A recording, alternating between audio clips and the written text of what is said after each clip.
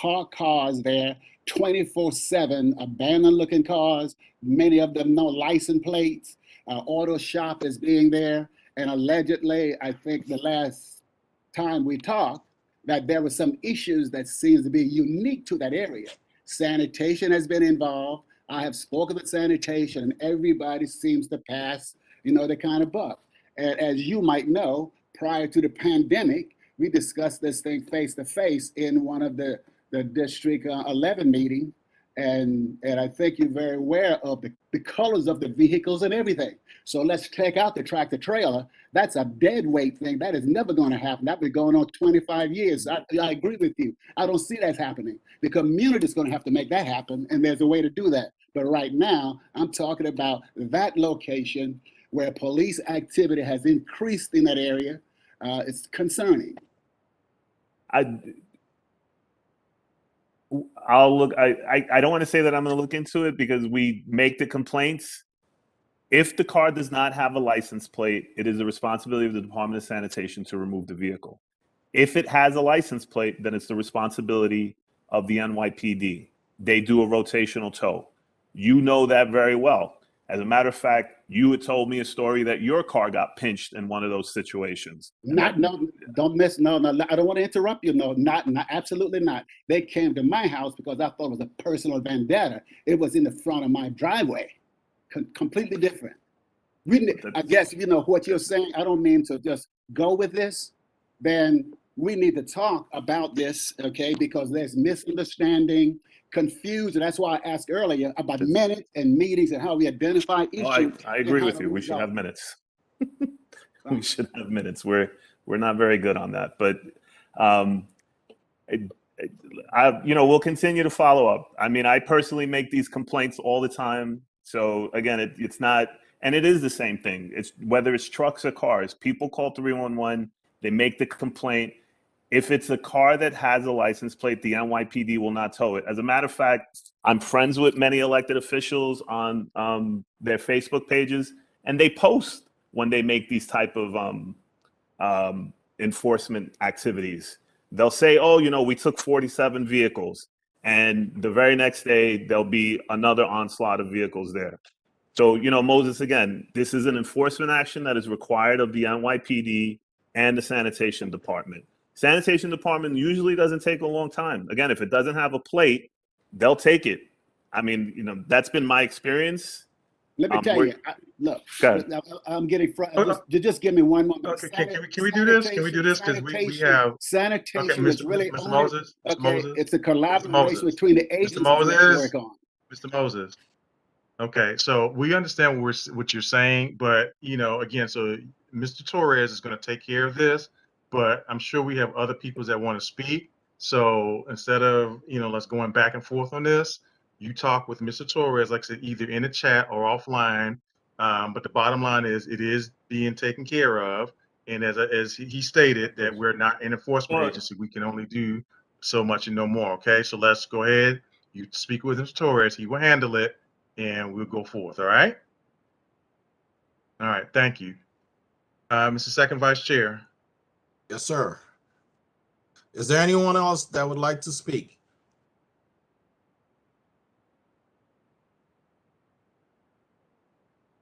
Virginia Sanders. Good evening, Ms. Sanders. Good evening. I'm president of the Wakefield Taxpayers and Civic League. I just want to re-innovate what I've spoken previously, that between Barnes Avenue on the Wakefield area, all the way to 41st Street, almost the White Plains, that area is nasty and filthy. All the way where the bus terminal is, people are throwing garbage all over the place there. And if the dogs, cacas on the opposite side of the street. So we got a very nasty area going on, which is unsanitary for us to have to walk those streets. And that's it. Great. So, Ms. Sanders, I think, we've unfortunately, we've had quite a few, sanitation issues going on. And so I think one of the things that we have reconstituted was our Environmental Concerns Committee. And so outside of our district manager and Ursula Green, our community associate, I don't know when, Ms. Carla Broussardi, by the way, is the chairperson of that committee. So I don't know when they're going to have another meeting or not. Maybe it's in April, maybe May. But one thing, Ms. Sanders, you always can reach out to me as well as George and Ursula. But what we probably need to do, because there are a couple of issues that we need to deal with in the neighborhood, is that when Ms. Broussardi has this meeting, have somebody from DSNY there, and so that you can make that known. I know that I've seen some stuff that some board members have presented to us, and I think we need to make them aware of what's going on, so that again, we can hold their feet to the fire. Mrs. Sanders, you know about how I work. I believe in holding people's feet to the fire, and again, we're not here to, we're here to do the work of the community, but at the same time, make certain that we're getting the services that we deserve, because we're taxpayers too. So I'm in agreement with you. So let's see what we can do between you, myself, Mr. Torres, Ms. Prasadi, and Ursula to make that happen, so that you can at least make this known to the proper people, okay? I appreciate that. Thank you. Not a problem, Ms. Sanders. You take care, okay? Hello, hi. My name is Xiomara. Can you hear me? Tiamara? Yes, we can Hi. hear you. Right on. I am new to, prayerfully I'll be on the board. And my concern tonight is twofold. The streets here on 219th and White Plains Road, up until like maybe 216th, I ride a hoverboard. And so I'm seeing that the street is the pavement itself is uneven. I've already launched a complaint about it. I haven't gotten any follow-up about it as yet. I did speak to I want to say her name is Maria, the person that introduced me to the board or interviewed me for the board. But that is a concern. We have a bike lane, and I want to thank you so much for the bike lane, implementing it. But as bikes or skateboards or hoverboards, in my case, are not safe on the street from 219th until like around basically Gun Hill Road. I would go ahead and have them repaved, especially the those bike lanes. And that is all. Oh, yeah, I said twofold, didn't I?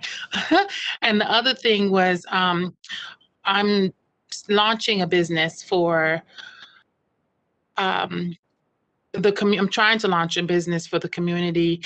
It will be a school for an art school, all-inclusive faith-based art school.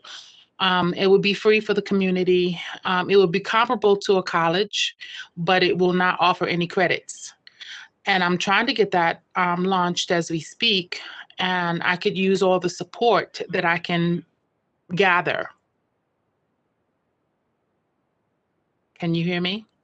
We can hear you. So let me tackle the first things first. I mean, your second question first. So now, I mean, obviously, as a board, we're here to support community residents in all of their endeavors. What we can do probably is, point you in the direction of the people who can assist you with that, as far as, the requirements, because I'm sure that there may be licensing requirements and stuff that may be necessary. So we can point you in that direction as far as that's concerned. As far as the paving and so forth on 219th Street, did I hear you correctly that you wanted the streets repaved? Yes, I do. Okay. Again, they just did that. So again, I know that there's some loose, are you talking about the loose bricks? No, I'm talking about the pavement itself. It's warped, and it is uneven. It is cracked. Yeah, you might want to take a look at that. Yeah, okay. I could use pictures of what I'm speaking of. If you can do that, please. Just like I said, I'll put my email in the chat, and then as I said, send it to myself the district manager or Ursula Green, as I said, and have them, we could take a look at it. I normally walk those streets, and maybe I just overlooked it, and to see what you're talking about, because I know there was some work that was just done there fairly recently. So, we'll take a look and then see, if that is something that, can be done. Okay. George, you All want to right. chime in? Is there anything Maybe that I you can add? explain. I think I Yeah. might be able to explain what's happening there. Okay. But what happened is that once they put the bike lanes in, normally when you're putting bike lanes in, you would repave the street just for the bike. But in our case, they just mark the street without any type of paving. So you still have the old pavement, and this was not designed for bike. So that's why it's very uneven. It's cracked in a lot of places. Yeah. Thank you for So, that. Because, it is I live right across the street from the food town there on 217th. And from where I live to, say, Western Beef, I can ride very comfortably. But from my house going to White Plains, to 219th, it is dangerous for me. Ursula has, The bike lane, and then sometimes I have to cross the street. So the whole road is not it's not right. go ahead, Urs. You're muted, Urs.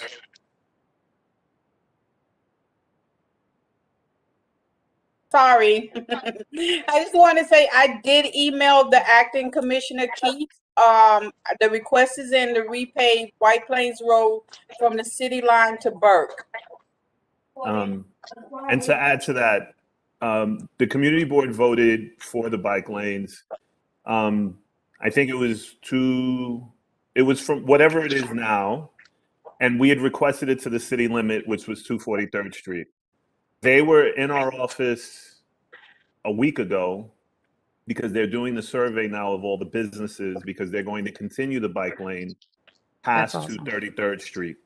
But to Ted's point and to your point, you're absolutely right. The surveyor from DOT that came out was amazed because, to Ted's point, they didn't repave the bike lanes. They just painted it, which is horrible.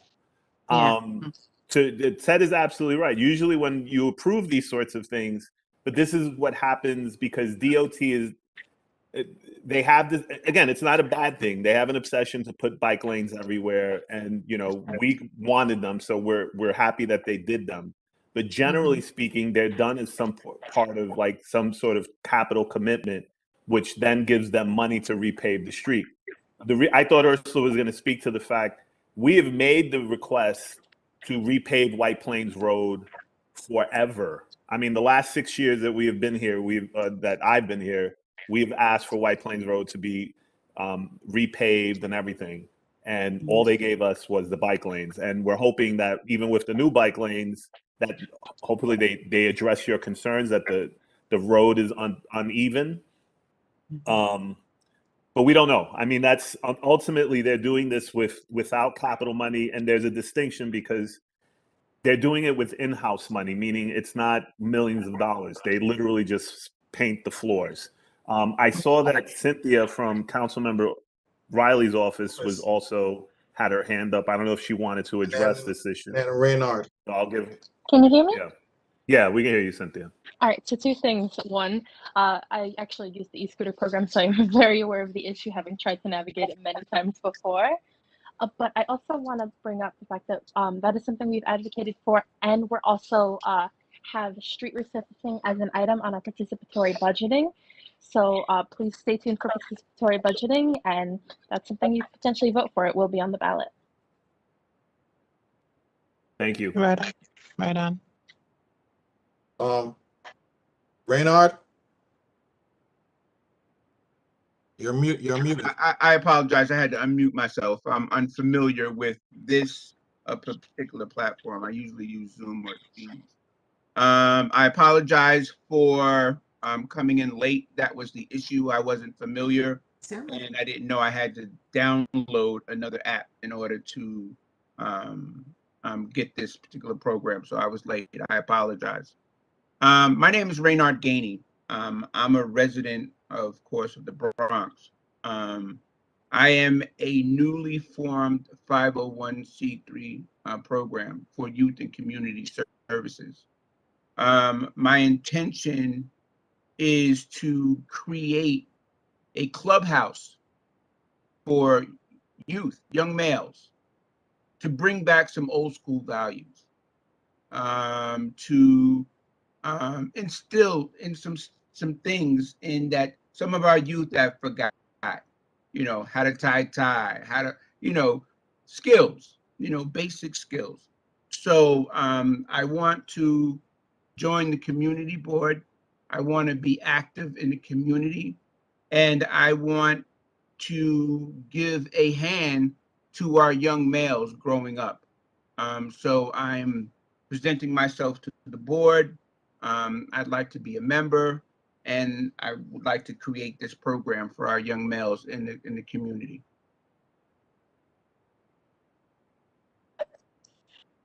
Right on. May I just offer that I just said the same thing. My name is Xiomara, and I likewise am new to the board. I actually have not been officiated in. I have one interview coming, and I am on the same mission. And that is not the reason why I joined the board, just so everyone knows. It is not to further perpetuate my business, but rather to make a difference in my community as we are seeing a lot of violence happening. That was what prompted my vision, which is very similar to yours. And it is also non-for-profit for the community at large, and not just youth, for all people to find their purpose, to help them find their purpose.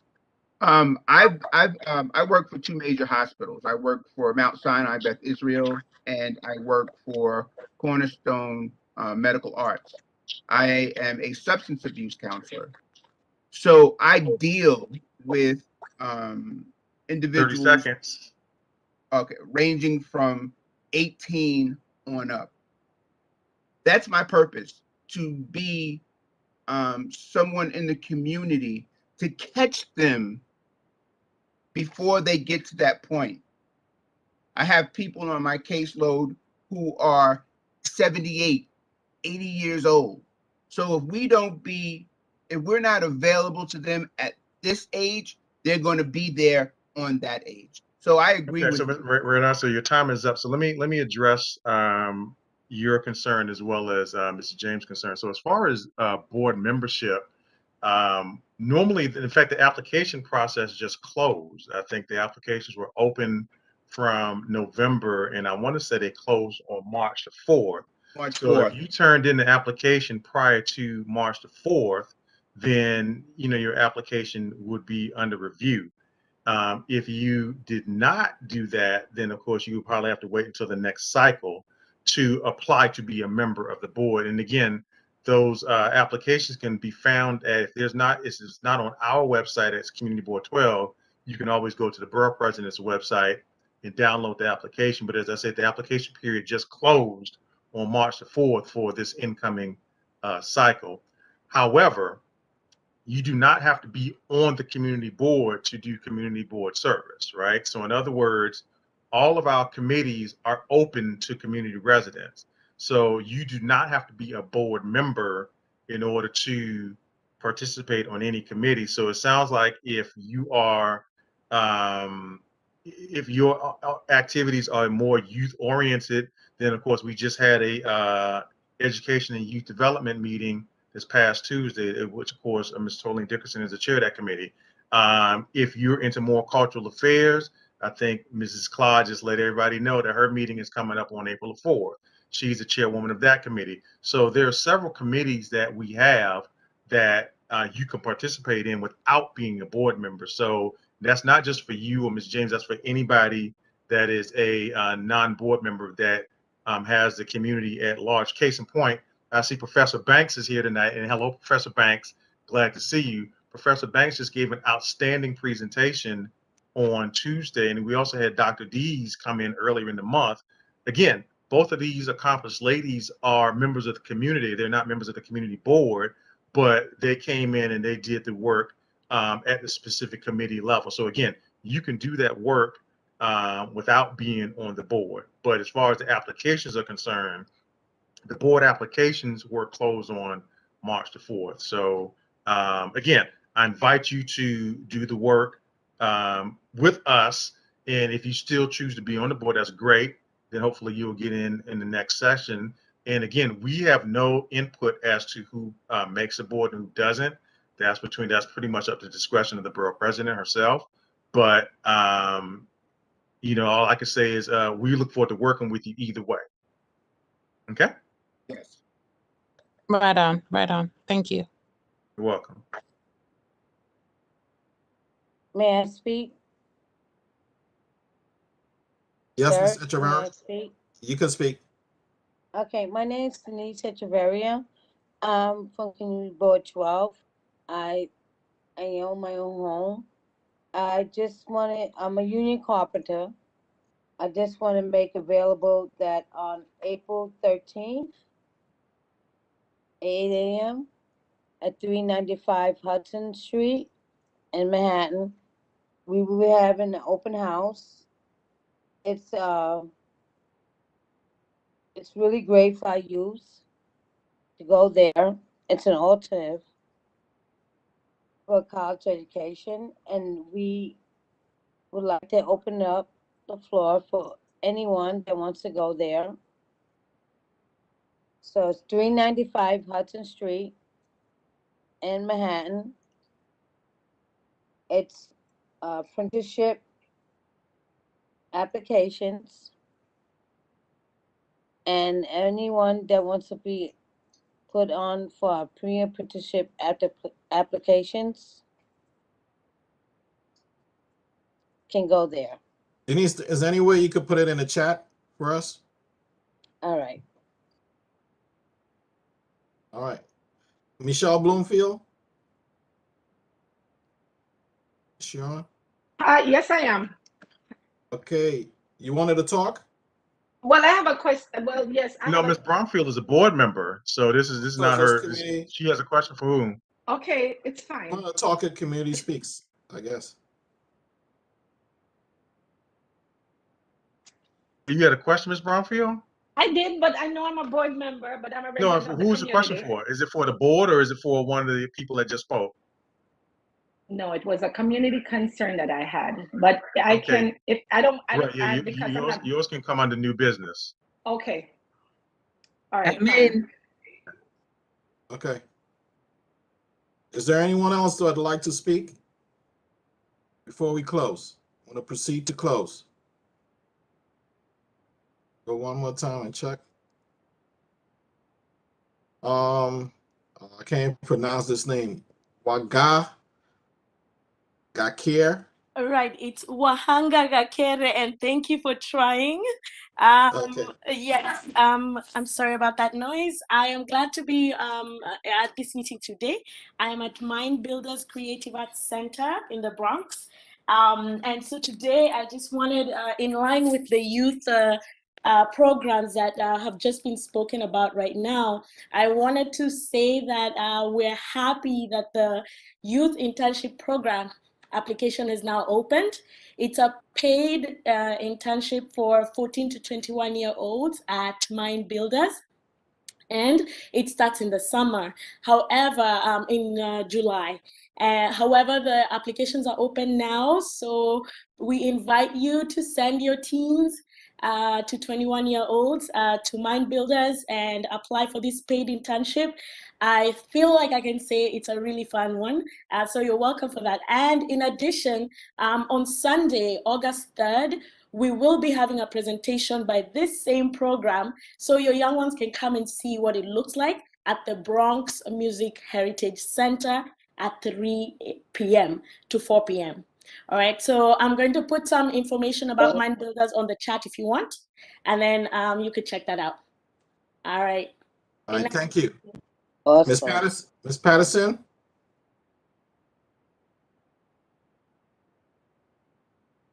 Ms. Patterson? Hi, good evening, everyone. Can you hear me? Yes, we can. I hope everyone is well.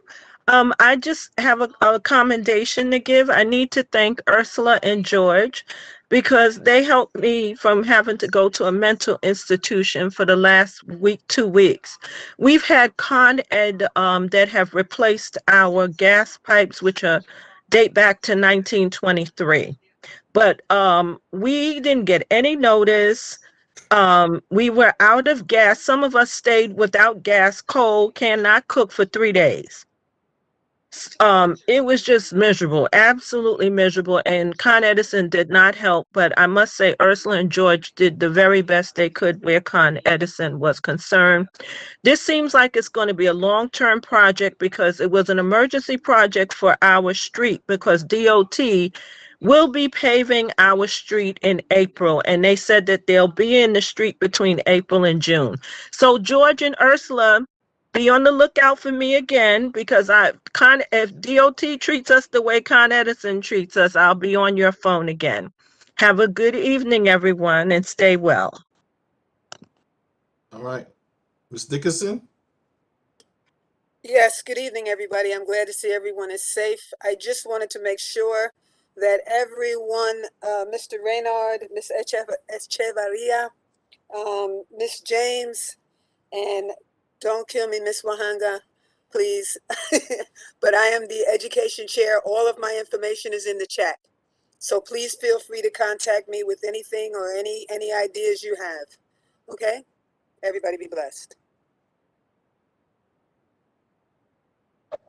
Thank you, Ms. Dickerson. I will be in touch. My name is Xiomara. You're just who I would like to speak to. Thank you, Ms. Dixon. You'll be hearing from me.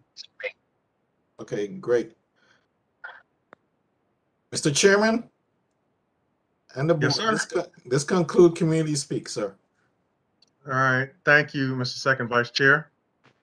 Community Speaks is now closed. So again, thank you for everybody that came to present your concerns and or announcements to us. And again, please put your information in the chat so that the appropriate committee chairs can reach out to you. So from this point forward, if you're not being spoken to or you're not speaking, I'm going to ask that you be courteous to everybody and mute yourselves or keep yourselves muted. Because A, I don't want to have to lock everybody down, but more importantly, B, that's it's sufficient so that everybody can hear us. Because again, as I said before, we are on TV, we are on Facebook Live, we are on YouTube, and of course, we are on Fives as well. So the next part of the meeting, we get to hear from our elected officials. So first up, we're going to hear from Ms. Sabrina Campbell, who's representing Councilman Denowitz. So Sabrina, welcome.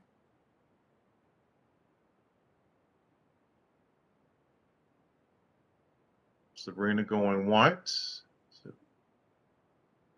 Sabrina Campbell going twice. Okay.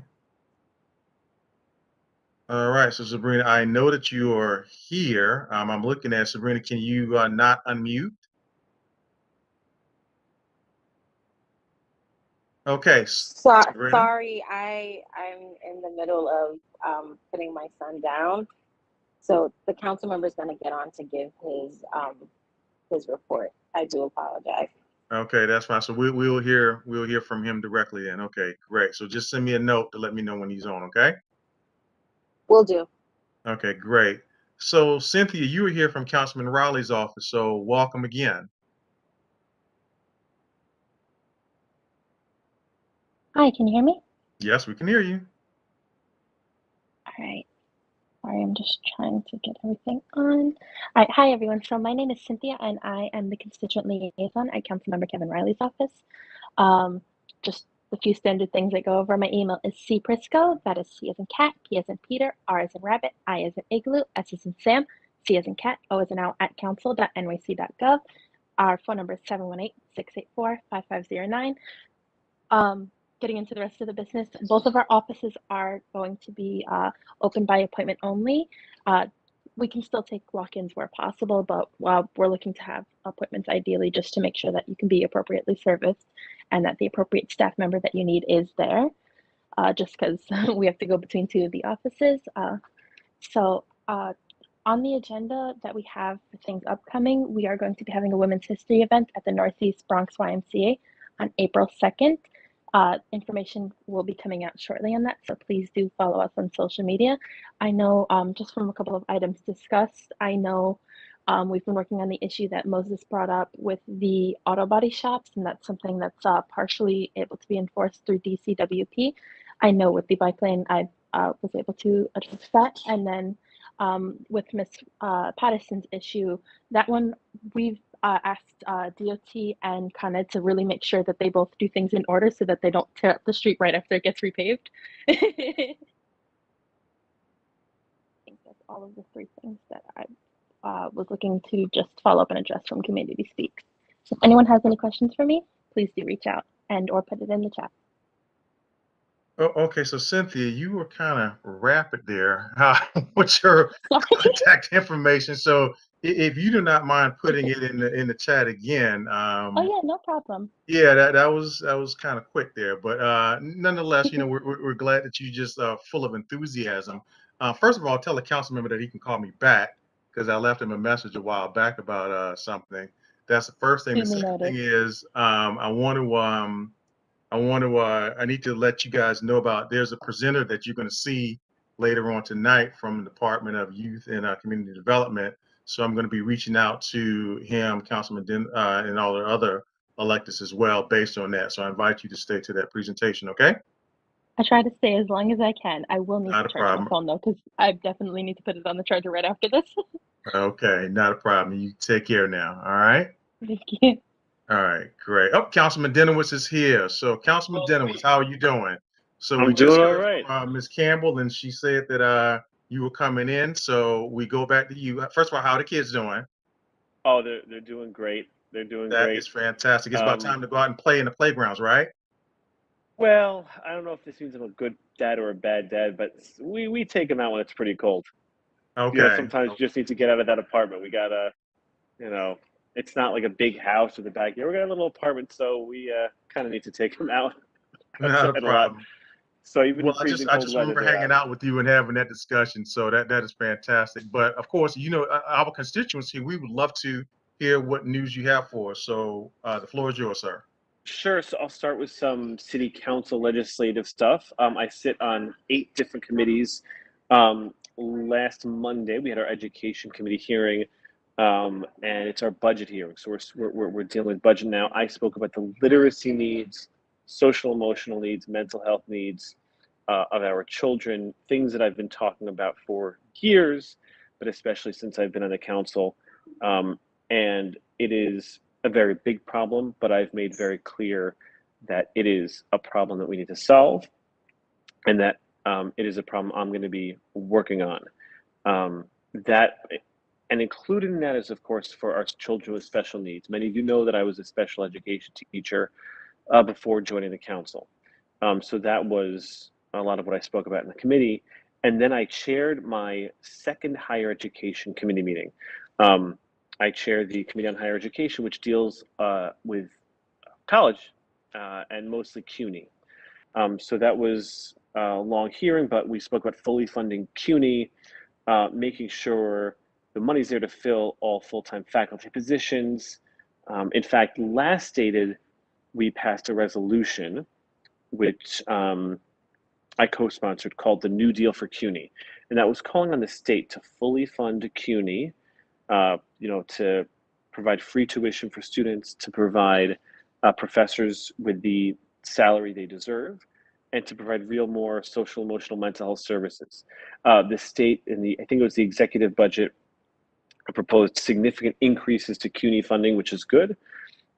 In that hearing, I spoke a lot about the different programs that will and won't be cut, diversity at the school, and real services that they're providing to the students, and even how they're working with the Department of Education, because college does not begin and end with college. College is about also what happens before college in high school, middle school, elementary school, and the sort of workforce development for after college. So really seeing CUNY as not its own silo, but really as a part of the puzzle, as a through line for the path of our citizens, our neighbors, our friends, residents.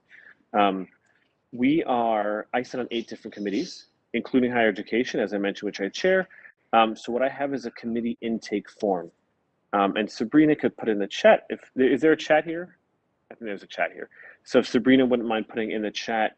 And what the intake form is, we have different committee meetings every month. And what I encourage you all to do is if you see that I have an aging committee meeting this month, for example, to fill out the form and let me know what's going on with you. Maybe it's your mom or grandma, dad or granddad, what's going on at your older adult center. It's one of the easiest ways you can let me know what's going on, so I could bring those concerns right to City Hall, right to the commissioner. So it's ericdinowitz.nyc/council hearing. It's ericdinowitz.nyc/council hearing. And again, that just gives me information to help me craft some of my questions. It is budget season, as I mentioned. Last week, we were at PS 16 to do budget outreach and engage our students about how we in the city spend their money. Before that, we were at PS 19, I think it was a week or two prior, standing outside, handing out slips of paper to people to get their, how they want the tax dollars spent. In the budget, I have discretionary money, which I allocate to different organizations throughout the community, different schools and libraries. And I also, as I mentioned, chair higher education, which has to do with funding CUNY. And I also sit on the budget negotiating team, which means that I'm part of the small team in the council that's sort of helping craft the budget and respond to the mayor's executive budget. Sabrina, I see, just put both of those links in the chat. If you want to submit your comments to me about budget feedback, go to that link in the chat. Testing kits, COVID-19 is still real. It looms around us. We don't know what variant's coming next, but if you want to pick up a test from my office, just call. You can reserve a kit and then come pick it up. We will also, in the next week or 2 weeks, be doing a test distribution. We're getting another set of at-home tests from City Hall. So we'll be doing that. I have heard your concerns, the community's concerns of the traffic safety improvements on East 237th Byron Avenue. So the DOT rejected a traffic light, and it would have taken months to complete either a 4-way stop sign or speed bump study. But I reached out to the DOT. I talked to the deputy commissioner myself to finish these studies as soon as possible, and I'm glad to report that I was told by the first deputy commissioner that a 4-way stop sign study was approved. I think they're actually installing the 4-way stop sign. And there is another part of the community, I forget the exact address now, maybe Sabrina knows, where they are installing a speed bump, which are 2 safety improvements the community's been asking about. 2 more items. Our office has been working with New York Common Pantry and Liberty Fellowship Deliverance Ministries to have a food distribution for adults over 60 years old once a month. We will share that information once we finalize the logistics, but if you're an older adult, you can get once a month food distribution, look out for that information. But the 2 best ways to get information of what my office is doing in the community and at City Hall is to sign up for my newsletter and to follow me on social media. So my newsletter is ericdinowitz.nyc/newsletter, ericdinowitz.nyc/newsletter. And my Twitter handle is ericdinowitznyc. And there we post tons of information about what we're doing, budget, legislation, and of course, hyper-local issues like what's going on in our schools and speed bumps and things of that nature. Well, Councilman, I mean, that is quite a mouthful. And again, we appreciate you coming in. You're very attentive to us at Community Board 12. And I know me personally, I appreciate it. I know that I need to reach out to you. I've been busy with some, personal things with my business, but nonetheless, I know I need to reach out to you to discuss some other things as well. I see where members of the community are posting, sending your praises in the chat. So I invite you to take a look at that. I see, Yeah, Carla, you had your hand.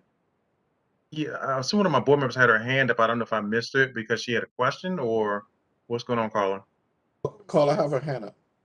Yeah, Carla. Okay, so let me, since no Carla. So, but anyway, thank you, It was a Councilman mistake. Dennis. As I I said was before, trying to find some information. Okay. all right, Um, what'd you say? a- It was a mistake, Dr. Burke. You could Oh, go it's ahead. missed. Okay, okay. All right. So, nonetheless, and all right. So, all right. great. So, it's just And the one last thing, and thank you, Doctor. The one last thing I want to make sure everyone knows is that um, I know what to fight for because you tell me.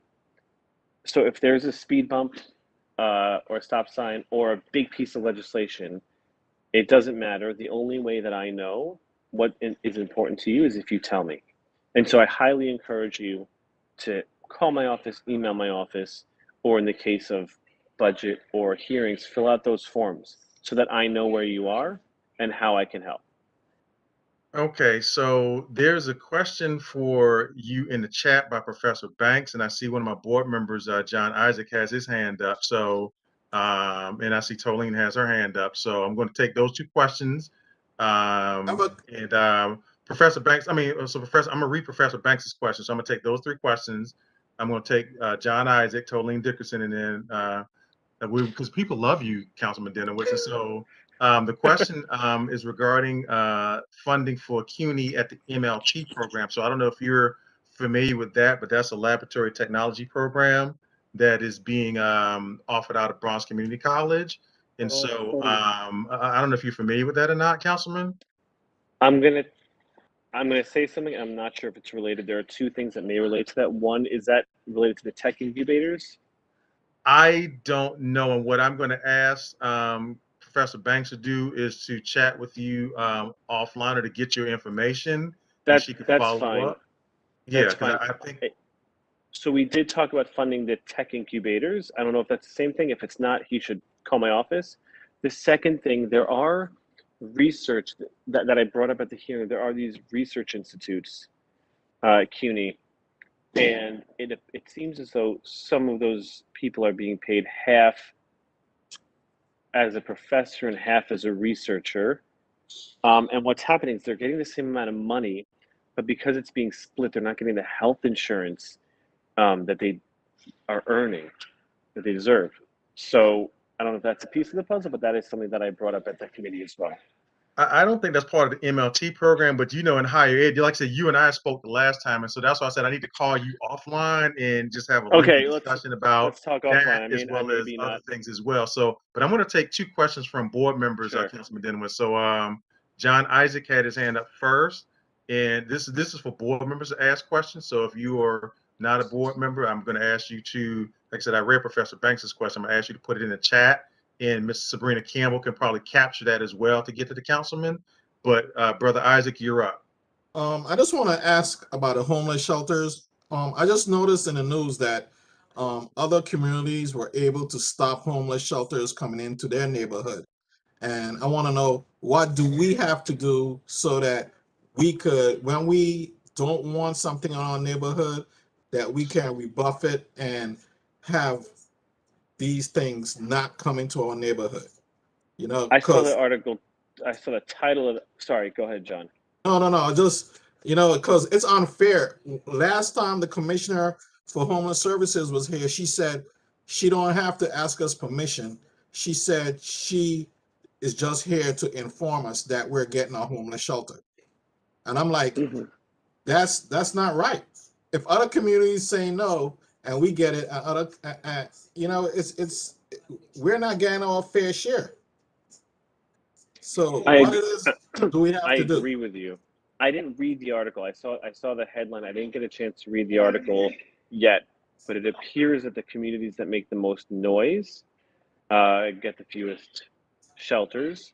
And I think in the case, I assume you're speaking specifically of Wakefield, which has, I think, 5 or 6 shelters at this point, at least in my part of the district, that you are overburdened with shelters.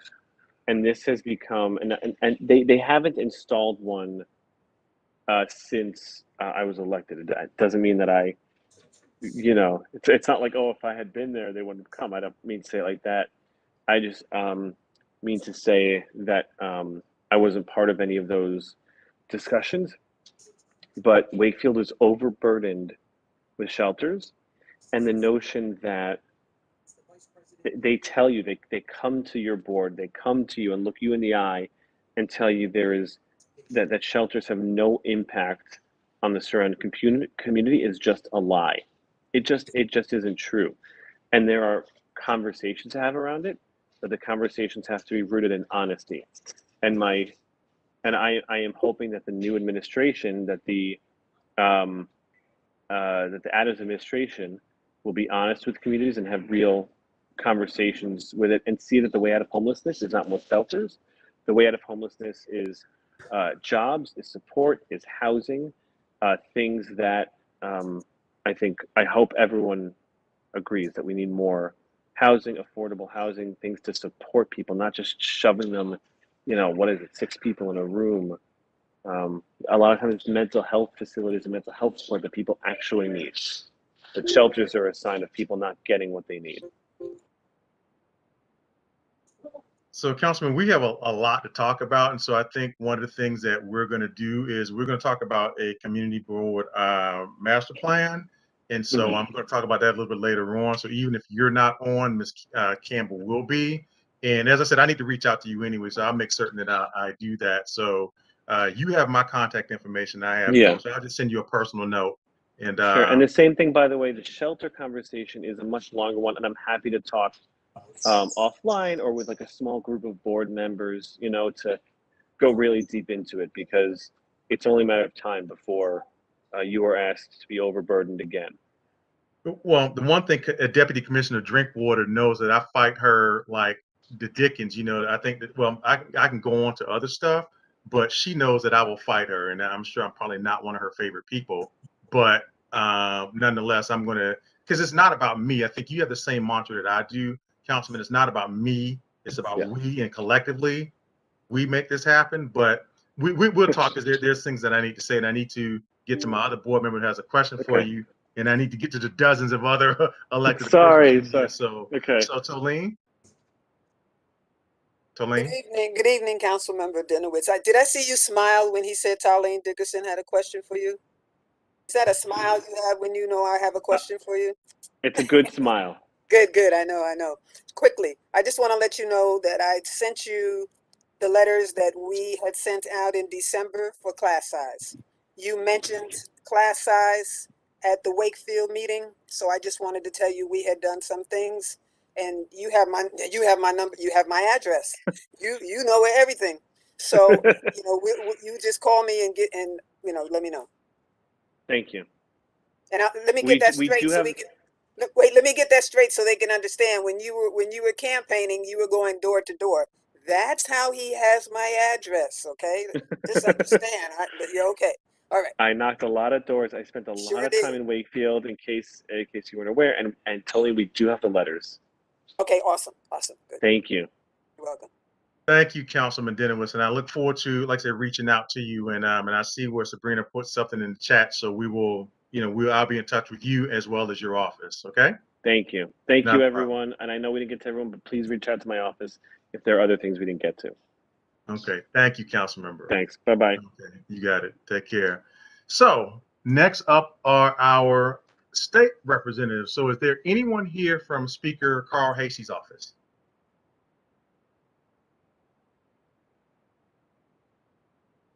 Is there anyone here from Speaker Carl Hasey's office?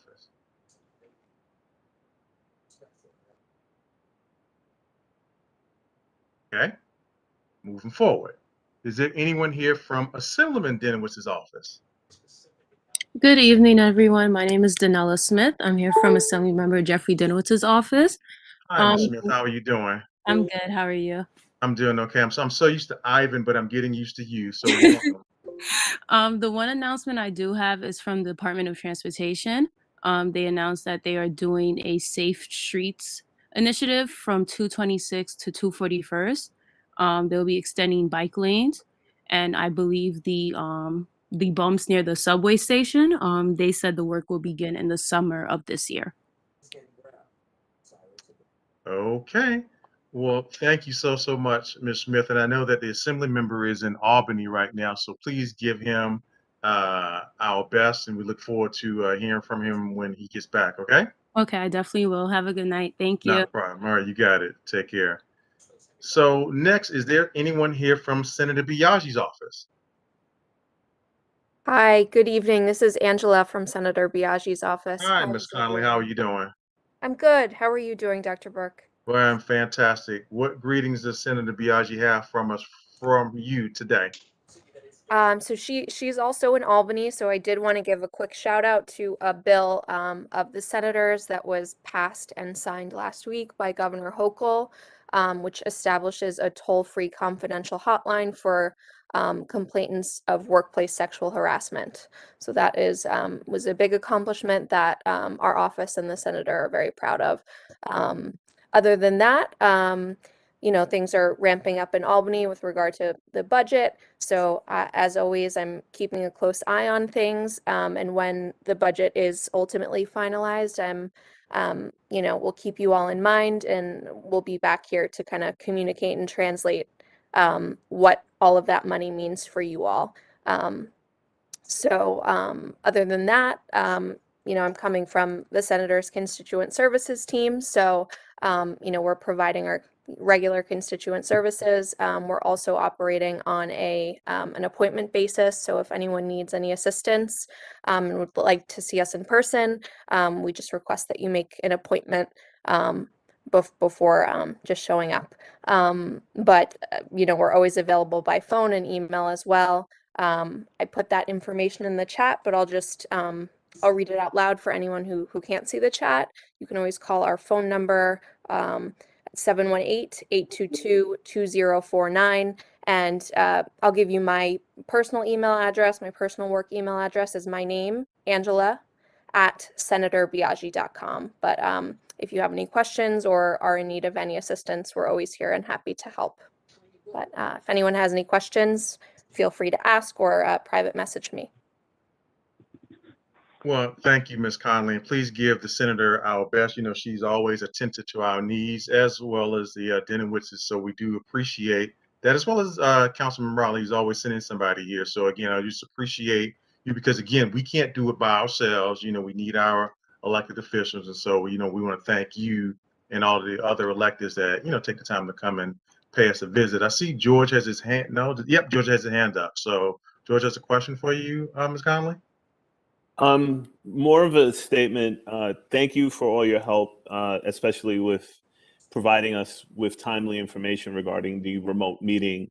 But I made this complaint at the Borough Board, and I'm going to make it because it actually lies with the state legislature. We were notified at 6 o'clock, March 15th or 16th. I forget the date that we got the email. You had sent it to me as well. For a meeting that we were supposed to be in person the next day. And as a matter of fact, we were planning up until last week that we were going to be in person for tonight's meeting. I know that the governor didn't make that decision at the last second. So why they made the call at the last second, I don't understand. People, I'm home and I'm grateful to be home. I was able to come home and cook food for my family and take care of the things that I needed to take care of. But, other people were making plans, and I would have had to have done the same thing if we were meeting in person tonight. And the fact, none of this stuff comes easy. And again, I'm not laying blame. I'm just saying I know that these decisions are not made at the last second. So why the notification at the last second? I don't understand. And again, we've been doing this for 2 years now. If that's not an indication that we know what we're doing, and I mean, some people do it better than others, then just make us go back to in person, because this sort of haphazard way of, we're going to do hybrid, but we're not going to provide resources for community boards to do that, or we're not going to do X and we're going to require that. Again, I don't like the poor planning behind it. And again, I'm not trying to lay this at your feet. I'm just asking you to convey to the elected official, the state legislature, that this is unfair. If you know that remote meetings includes more people, we have 72 people at tonight's meeting right now, including board members and other people that might have not otherwise came to the full board to meet. Please, just convey that they can't. The final thing I'll say is that they extended it to April 15th. And I'd hate to see a repeat of what happened just last week, where they wait until April 15th to make the decision at 6 o'clock at night that, oh, yeah, by the way, we're not going to meet again in person. We're going to extend it for another month.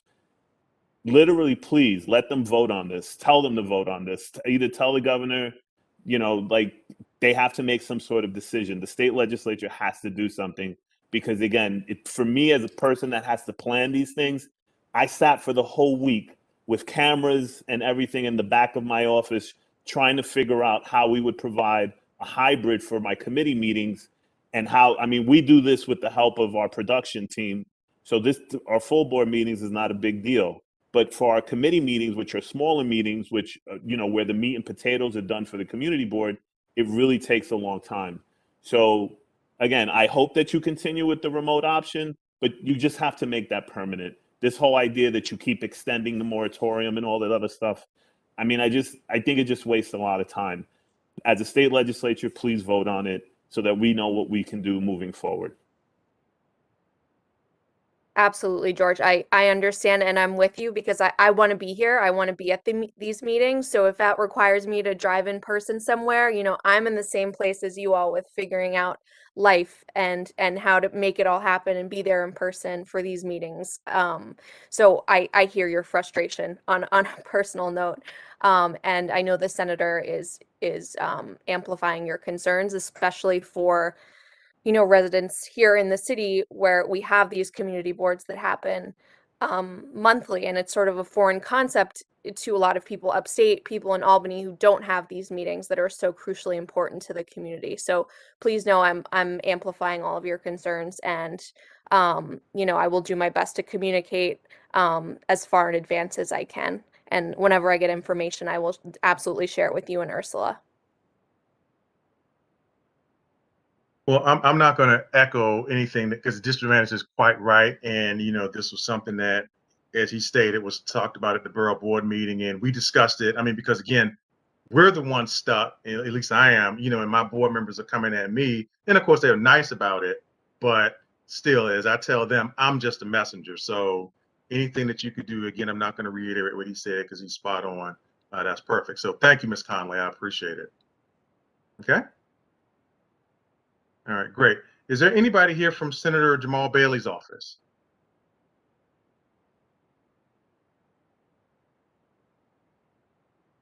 I'm going to ask one more time. Is there anybody here from Senator Jamal Bailey's office? All right, moving forward. Congressman Bowman, is Nicholas here? Nicholas Vasquez, is he here tonight? Nicholas?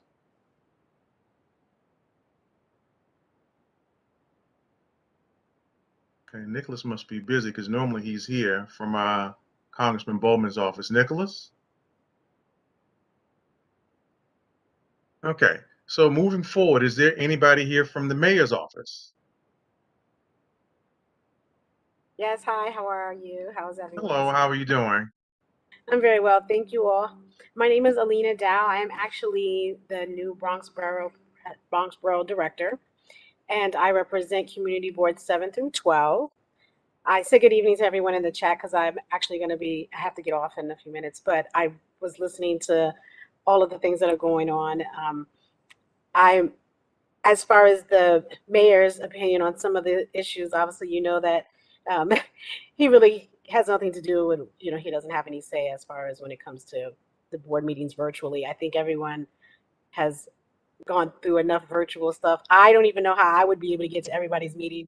So we'll see how that works out. I'll keep my fingers crossed as well. As far as what's going on with the mayor, he has been in the news quite a lot. So, but I will put in the chat that we have a website. I'm not sure if everyone knows, but it's a whole news feed that just follows everything that the mayor is doing. So that you guys will be able to stay up to date, just in case you're not. I'm going to put my information in the chat. If there's any topics or anything that you would like to discuss with me, please feel free. I'm going to make my rounds. I believe, George, I messaged you to see when we can meet. I want to make sure that I get to meet everyone. If you have any questions for me, please let me know. If not, everyone have a good evening and nice to meet you all. Okay, well, thank you, Ms. Dow. Did you say that? Is that Dow, D-O-W? with the EB Yeah, and it's Dow, DOWE, but it's Dow. Yeah, there's that. Okay, great. So nice to meet you. Like I said, feel free to reach out to me as well. And, I'd be more than happy to converse with you. And please give Mayor Adams our best, okay? I definitely will. Thank you all. Have a good No evening. problem. All right, great. Thank you. So next up is Marilex here from DA Clark's office. Hello, good evening, everyone. Hello. So my name There is she is. Marilex. How are you doing? Good, and you? I'm doing I do fantastic. have a couple of announcements. Okay. So the first one is we're having our felony trial training program.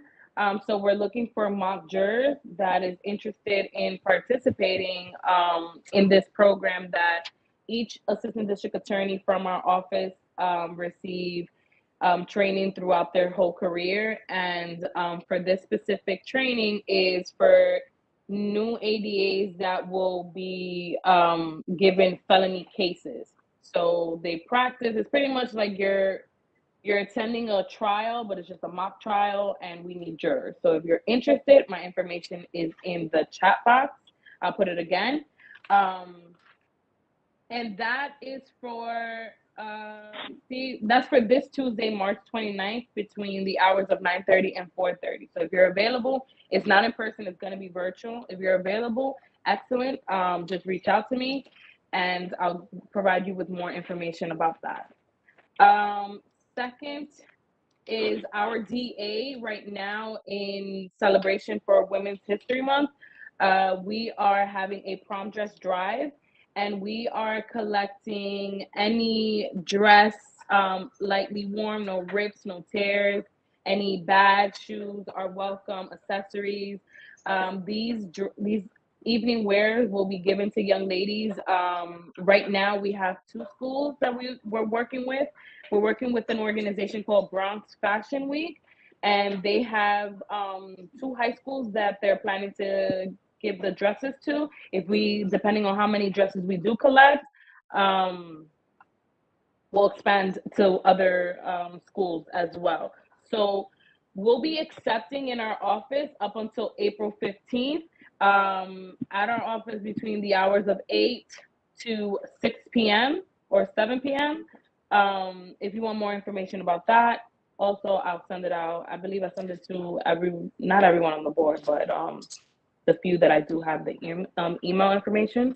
So if you have any evening wear, or you have a dress you haven't worn in a long time, or you've been to a wedding or 316 or whatever you have, if you're willing to donate it, we have girls that are in need of that. Also on April 30th, Saturday, we'll be having our 5th annual Bronx Child Safety Fair. That fair is going to be at the PS5 Port Morris School. So this year it's going to be within the 40th Precinct District. We have our Saturday Night Lights program. That's every Saturday is a free program. I'm not sure if everyone knows about it, but it's a free program that, let me see, the 2 areas so within the 47th precinct, we have the Child Development Center of Washulo, the Montefiore Community Center, and we also have the Edenwall Cornerstone Montefiore Community Center that they have different free programs for young people. And I believe the hours are from 4 all the way up to 11 p.m. So, idle time is the devil's playground. We need to give our kids, our young people, more activities and things to do with their time, and especially for those families that can't afford any memberships or anything of that nature. So we do have those programs within the 47th precinct. If you want to branch out to other districts, I have that information as well. We have, I believe it's 25 sites within the Bronx of free locations that they provide basketball, soccer, dancing, different types of club. Each location has different activities. And also we have our concept program. It's an educational program. It teaches young kids life skills. It's free workshops that we provide. to our young people. We're in different schools. We have two council members that have donated to help our program expand. It's a life skill program that we target young kids all the way up from 3rd grade up until high school, and we also have the adult component, the parent component. So what we talk about internet safety, we talk about peer pressure, we talk about bullying, cyberbullying, gang awareness, substance use. These are all topics where we related to young people, where if they need to know more, so they can find out more information, that way they don't run into the law. And another thing is that our DA is looking to gather young people all throughout the Bronx to potentially have a youth summit where young people can have a voice. So if you know anyone, again, send them my way. I'm gonna put my information in the chat. I know it was a lot, but thank you. Mayor Lex, first of all, thank you very, very much. And let me say this before I continue, Mayor Lex. Look, so people, I'm going to have to lock everybody down because I've asked you to keep yourselves muted. There are those of you that are unmuting yourselves, and it is very rude to our speakers. If you cannot do that, then I will have to lock, and I do not want to do that. So I'm going to ask you to be courteous, and whoever that was in the last number 69, to be courteous and allow our speakers That happens to me. That happens to me, Dr. Burke. And okay, I'm Mr. driving. Mr. Stricker, there's a lot of background noise, and we can't have that. All Well, right. not for me, because I'm driving on the highway. Mr. Stricker, there's a background noise, and we can't have that. So what I'm going to ask you to do, when it's your turn, I will unmute you. Okay. All okay, right. that's fine then. So anyway, Mayor Lex, what were you saying?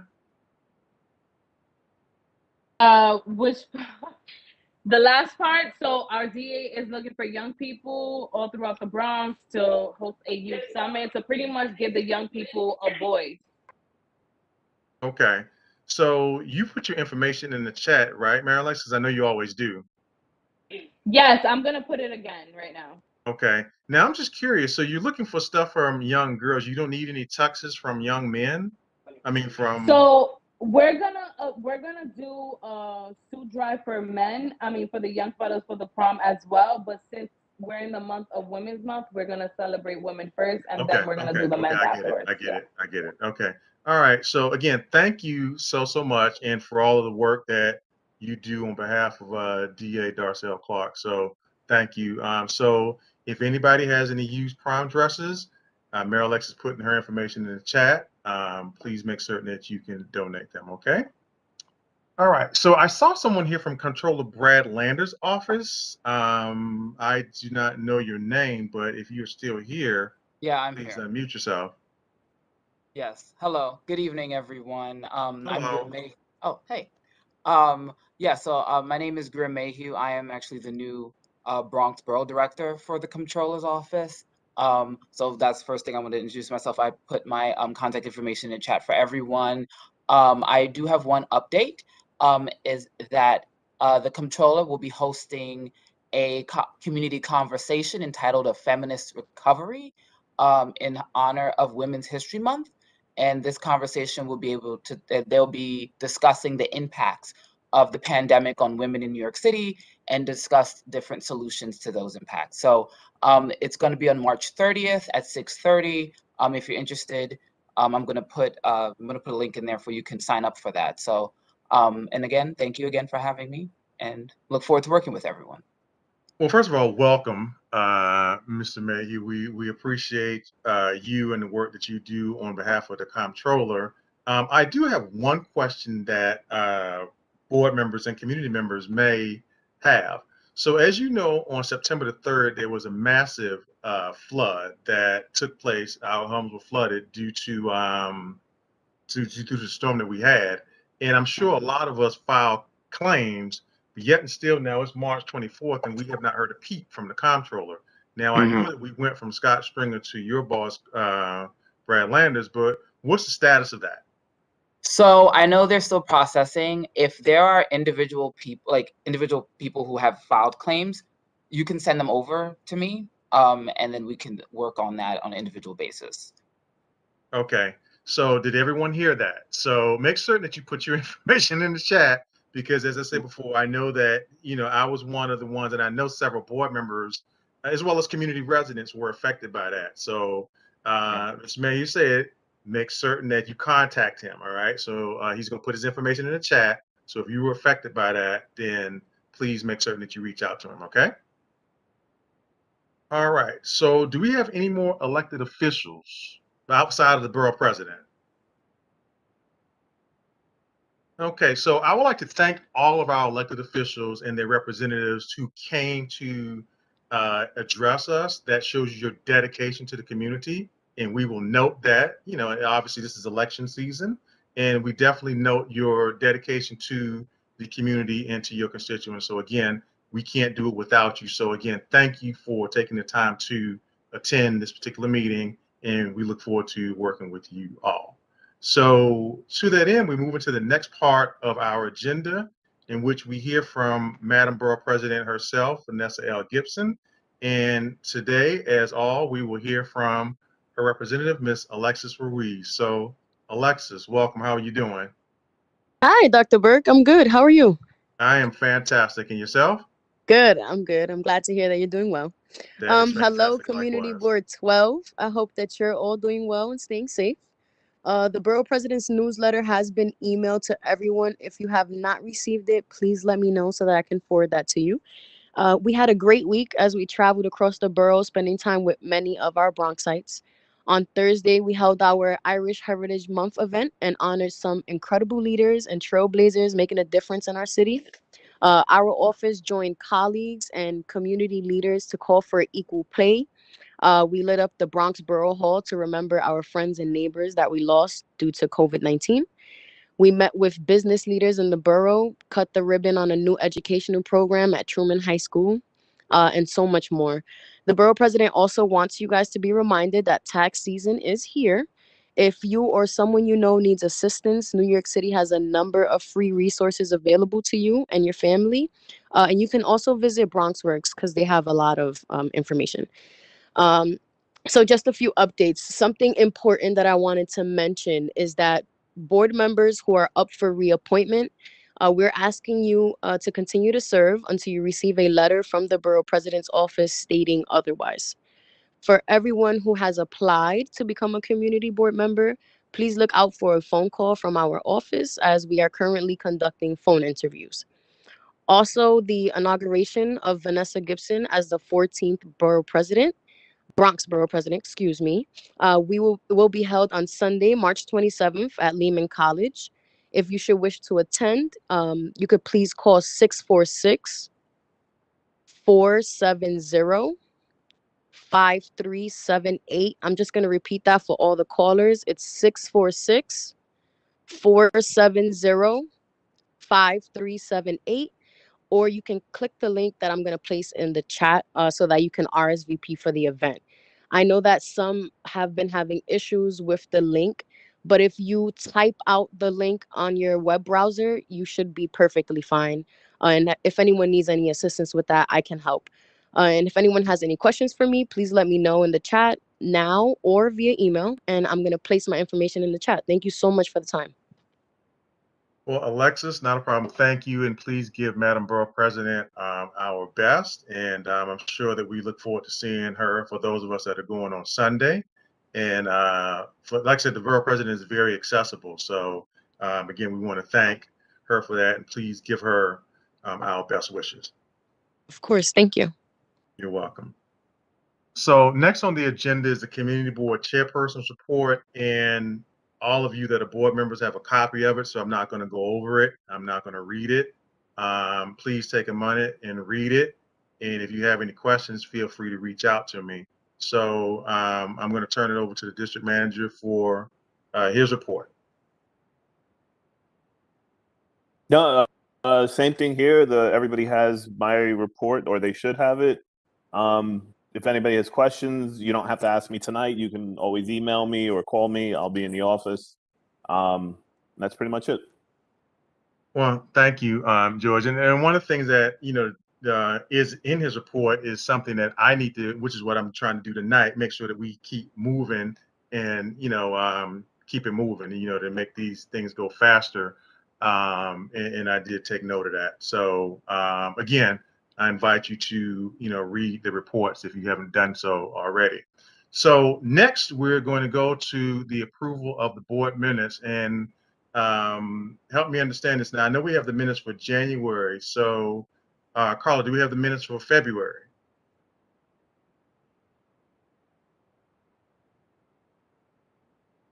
We can't hear you, Carla. Carla, no. Yeah, she's calling in. Okay, sorry. I should be unmuted now. No, I'm sorry. The February minutes are still in process.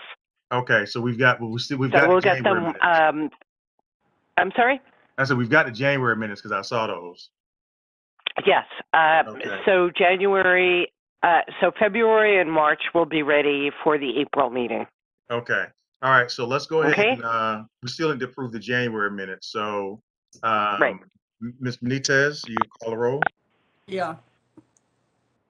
Judith Benitez, aye. Egeria Bennett. Well, wait a minute, Ms. Benitez. Before we do that, we need a motion to approve the board minutes. Moving too quickly. Okay. Can we get that motion? Anthony Reed has his hand up, Dr. Burke. Yes, I'm sorry, Brother Reed. What you got? What you got? I make the motion. You make the motion? Okay, I'm sorry, Anthony. So Anthony Reed makes the motion. Is there a second? Second by John Isaac. John Isaac seconded. So the motion's been moved and properly seconded. Is there any unreadiness before Ms. Benitez calls the roll? Ms. Benitez, the floor is yours. Okay, thank you. Judith Benitez, aye. Egeria Bennett, excused. Sidney Blair. Sidney Blair. Denise Bond. Aye. Ivan Boraz.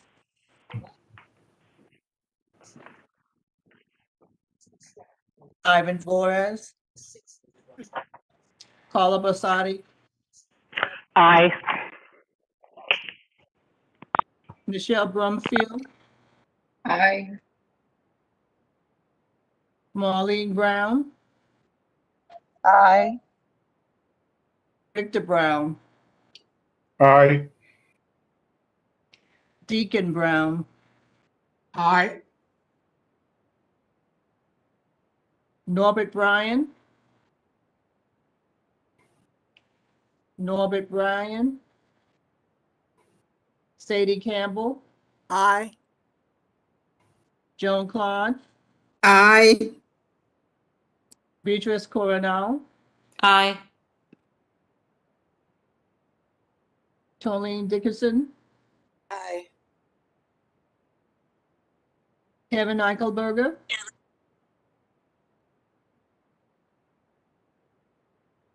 Kevin Eichelberger.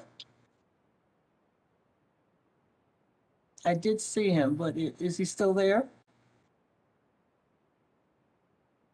You said you saw him? I don't know. I didn't see I him. saw him earlier, but I don't. Okay. Okay, he's not here now. No, I mean, well, he is here. I don't know. I Okay. see him. Well, he's here. not present for this call. Alfredo Figueroa. Aye. Hannah Gapali. Barbara Gibson. Aye. Johnny Goff. Johnny Goff. Robert Hall. Where is the Hall. Aye. Robert Hall. Yes, aye. Okay. Hey, Lisa Hayes. Abstain. John Isaac. Aye. Theodore James. Aye. Keisha Largo. Aye. Afalas. Carl Enzano. Aye. Jerron Manzet. Lucille Martin is excused. Shaniqua Moore. Aye. Mike.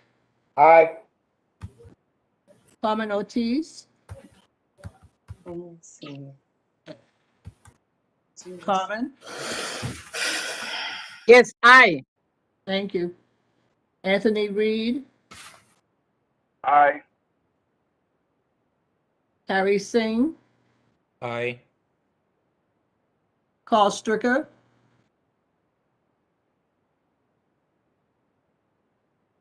Okay, I'm going to assume he's going to say aye. You got him muted, right? No, ma'am. I mean, he can unmute himself. Well, okay. Luke said. But yeah, so you can assume he can say aye. Okay. Luke Zalados. Aye. Deborah Tirado. Aye. Esther Yemmer. Aye. The ayes have it. Thank Miss you, Madam Benitez, my Secretary. apologies. It's Kevin Eichelberger. Aye for me. Okay. Thank you, Kevin. Madam Secretary, do we have a quorum? Yes, we do. All right. Thank you, Madam Secretary. You're All welcome. right. So next, the financial report, Ms. Tolene Dickerson. Okay, changing hats. Good evening again, and I just want to say that right now we are at $2,009. And please remember that you can either drop your check or money order off at the office, or you can send it to me by Zelle. You have my phone number, it's in the chat. Or if you need to reach me, you have all my information. Please contact me and let me know. For all those people who have sent in their Sunshine Fund money, thank you, thank you, thank you. And thank you. All right. Thank you, Madam Treasurer. I just need to send a special shout out to Mr. Alfredo Figueroa and Mrs. Keisha Lago Martin for actually exceeding the challenge. So I just want to send a special shout out to those two board members. Okay. All right. So next we are moving right along. So we're going to have a special presentation from the New York City Department of Youth and Community Development. And I'm proud to say that one of our own is actually going to give the presentation with one of her colleagues. So I would like to turn the floor over to Miss Lisa Hayes. And I do know that one of her colleagues is here. I want to say I forget her name right now, and I'm scrolling down to try to find it, but I will let Lisa do the honor. So Ms. Hayes, the floor is yours. Thank you, Dr. Burke. Good evening, community board members, and good evening, fellow community. Can you hear me? Beautiful. Okay, so tonight we have the pleasure of not just being with one of my awesome directors, but in fact two. And so we have the Senior Director, Ms. Anita Antonetti of Strategic Outreach, as well as my director, Candace Julian. And she is also our Director of Outreach. And so yes, tonight I'm going to be presenting not just one program from DYCD, but two. And so I'm excited. I know that you saw SYEP on the agenda, but I do want to also enlighten you that we have some more really awesome opportunities, which is the NAP board. And so I'm going to start to share my screen, and I hope that you enjoy it. And you know me, so if you got questions, tap in.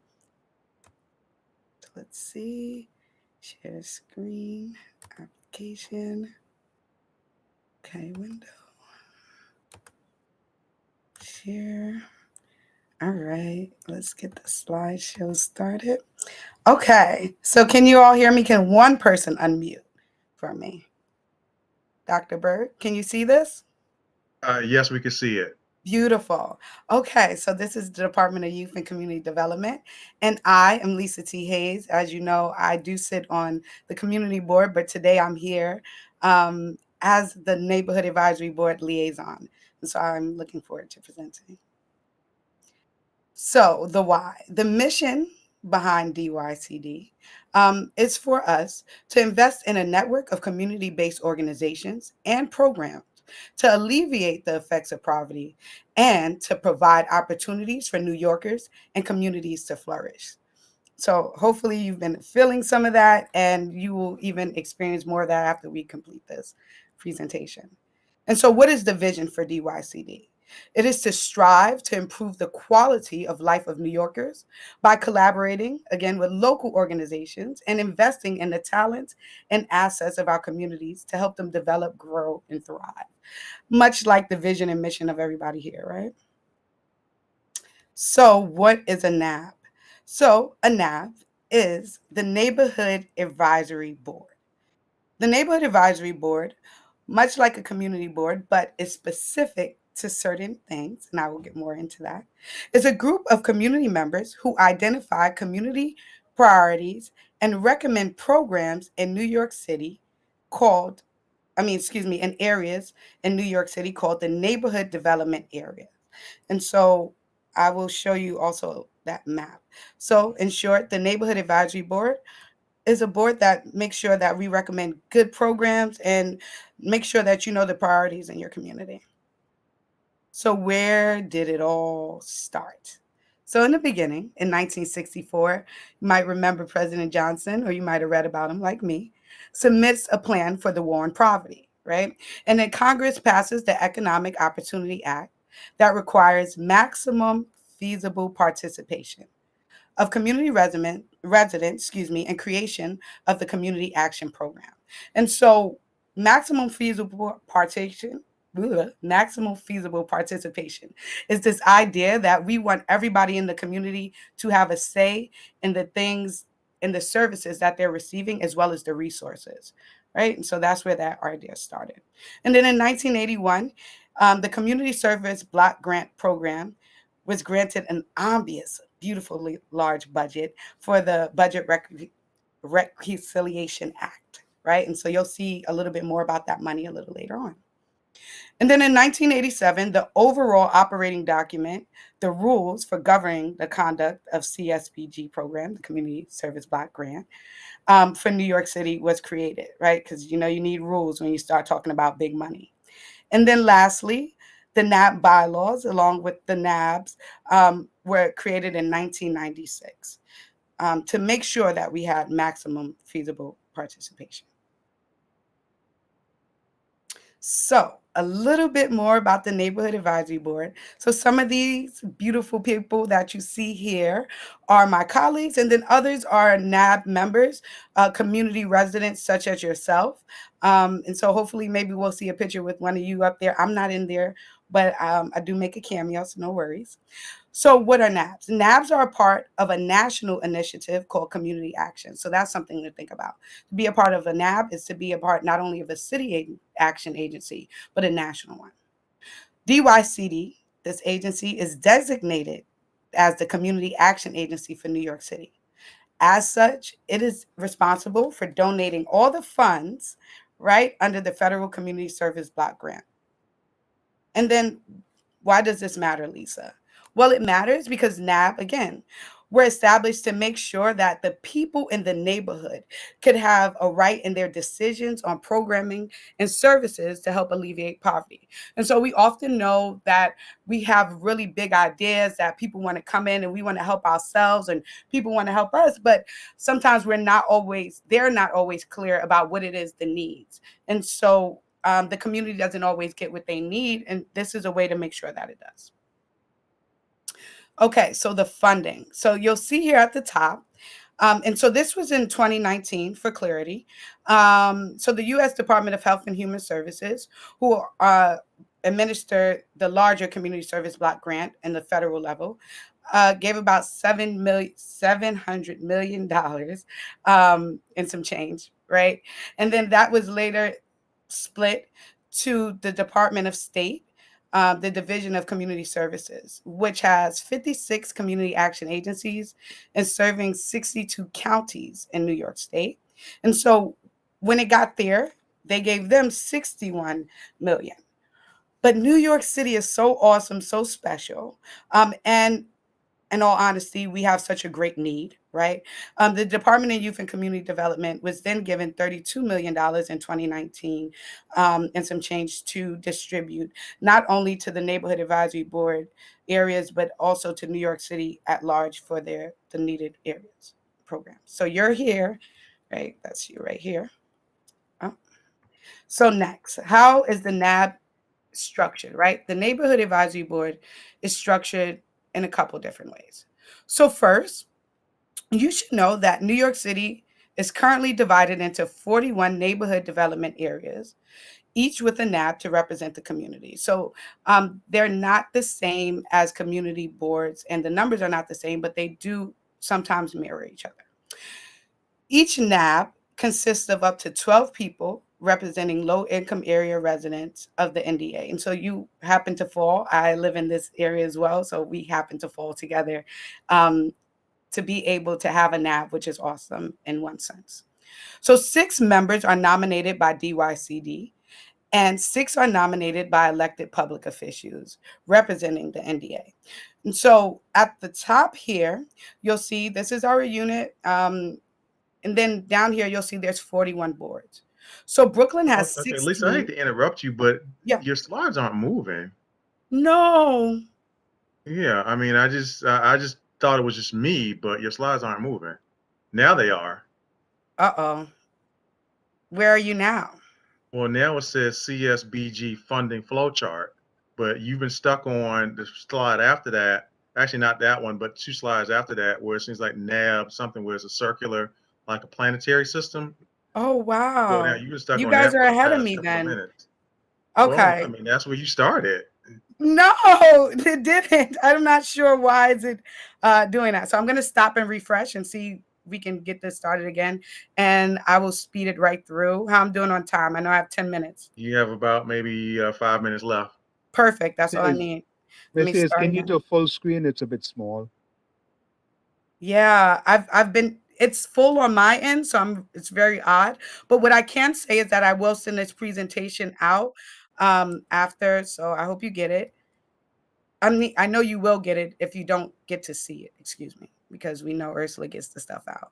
So just give me a second. I'm not really sure why it's Okay, so not. Professor Banks said it started at slide 8. So thanks, Professor Banks. I didn't look at the slide number. Normally I do.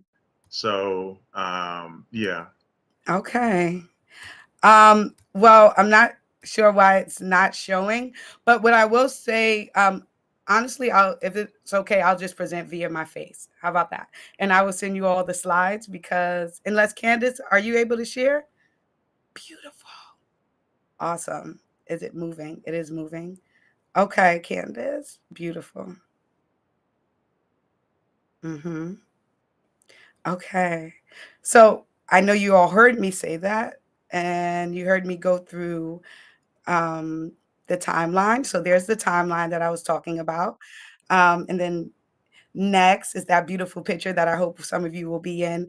I'm looking at Mr. Figueroa, who is a awesome member of our NAB, right? And so that is all the things that I was saying. There's the big money that I was talking about, right? Okay, next. I'm gonna move this right along.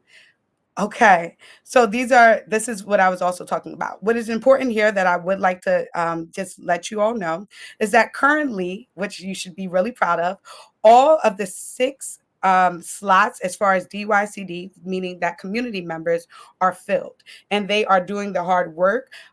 We don't meet a lot, but when we do a lot of work and they have been a part and fiercely doing the job.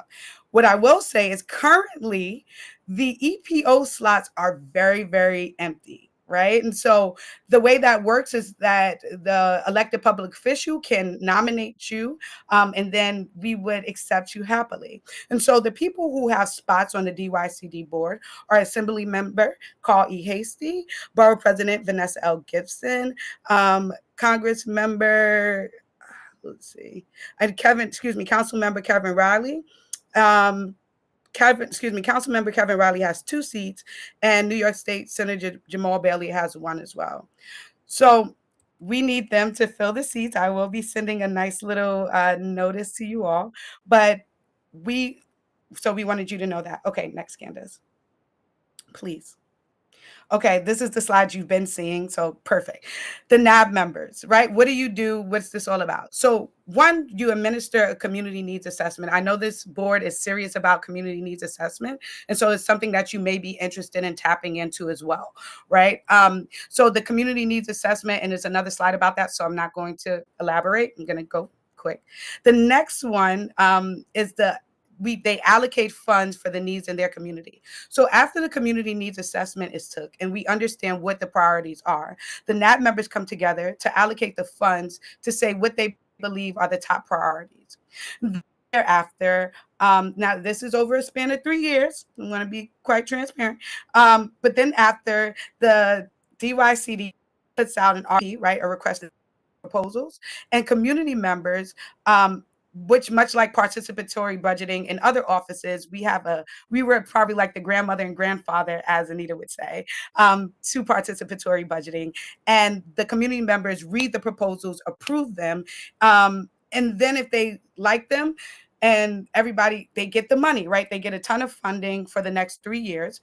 And then after, you all, myself, other fellow community members are able to attend those programs. And so NABs are, in a sense, a plug, a way to connect. And it's also a way to have a voice when, unfortunately, we know that the community board can only have but so many slots, right? As my director Candace says, and which is a good point. And so the NAB is another way for you to have a voice.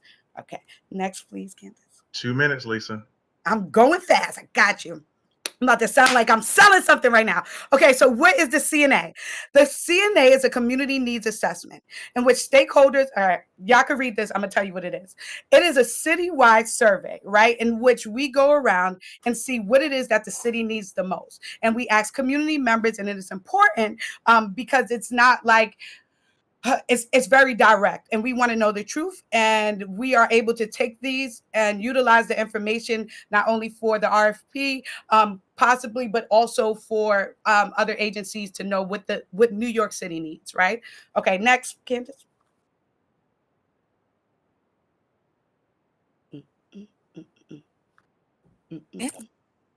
Oh, they stuck us. Yes, I got stuck. Apologies. Don't worry. Don't worry about it. We're gonna send this out. I know that I'm gonna get to the hot stuff, right? I did want you to see the community needs assessment and what we've been doing, but don't worry, it's gonna pass. We'll send it out and everybody will get it. As no, why don't you take some time and do the community needs assessment and then get into the other stuff? Okay, perfect. Because I think this correlates with what Beatrice's committee is doing. Yes, absolutely. I know I brung it up before, and it wasn't presented in the really big impact that it has. So if you look all the way at the bottom of the screen, we can see Williamsbridge and Baychester, right? And so what were the needs, or where did we all believe there were service gaps in after school and basic needs, employment and career advancement, family support? That's not up there. Support for special population. I know it's not up there, but we know, right, guys, that we need that stuff as well. And so that is some of the things in which we were able to find out Community Board 12 in this area, Williamsbridge and Baychester needs. And so we will be happy to share that as well. And we will be happy to partner to do the next one. Okay, next, please. Okay, where does this information go? Again, the information is funneled back into the NDAs, back into our neighborhoods, and it's also given to other citywide agencies. So they know, like we know, what are the needs. So even when we can't fund what we need to fund, the other agencies, as well as our very own agency, is able to back us where the NDAs may not be able to. Okay, next. NDA funding, excuse me. Okay, that's my little cameo. So I just wanted you to see what we were doing in the pandemic. So even when we not like y'all don't see us, we're working. We were really able to push out that PPE, make the phone calls, make sure our people were well and doing good. So okay, next. Don't even need that right now. Okay, benefits. How does that? Why? What? Significantly contribute to your community board. Your community gives you a voice. You make connections and you develop networks. You're first to know about a lot of stuff, right? Like that when it all hit the fan, we were able to tell people where to get tested first. now, no, but okay. Develop community advocate skills. Really important for the young people because you can be 16 and join. It's a resume builder, right? And people look highly on it because there's such a massive amount of money in which you're helping to allocate. And then when we're back outside, depending on how things go, you do receive an optional travel and food voucher. Ms. Alfredo is always so generous in giving it back, right? But some people don't, right? And it's okay because if you get here, you use it, you need it. Beautiful. So that is some of the benefits. Excuse me. So next, Candace, please. Boom. So what do we need from you now?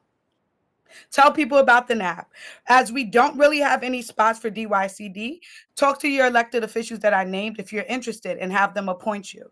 When the community needs assessment comes out, make sure you fill it out and make sure you tell others to fill it out so that there can be no excuse about us and no other agency really not knowing what the community needs. And then NAPS can help you to advocate on the behalf of your community and for resources and tell you about that. So that's my information. Okay, next. Can I have 2 more minutes for SYEP? I swear I'm going to be super fast. Yeah, that's fine. Next, please. Apologies, Lisa. I believe that's the end. Oh, no, here we are. Okay, boom. Perfect. So this is SYP. This is not our unit, but I would be remiss if I came and I didn't share, right? And so the application is due the 22nd. Who can apply? The youth in the 5 boroughs. You have to be legally allowed to work in the United States. And there's some service options that have additional eligibility requirements, right? So depending if the job is real different, you might need some extra stuff. So there, we all know it's been a really big deal. 100,000 seats, right? 90 will come from SYEP, and then 10,000 will come from other agencies. Really big deal. I started in New York City Law Department as a youth person, right? And so it's a great opportunity to do it. And so how are people, I know you want to know how they get chosen. How they get chosen? Okay, how?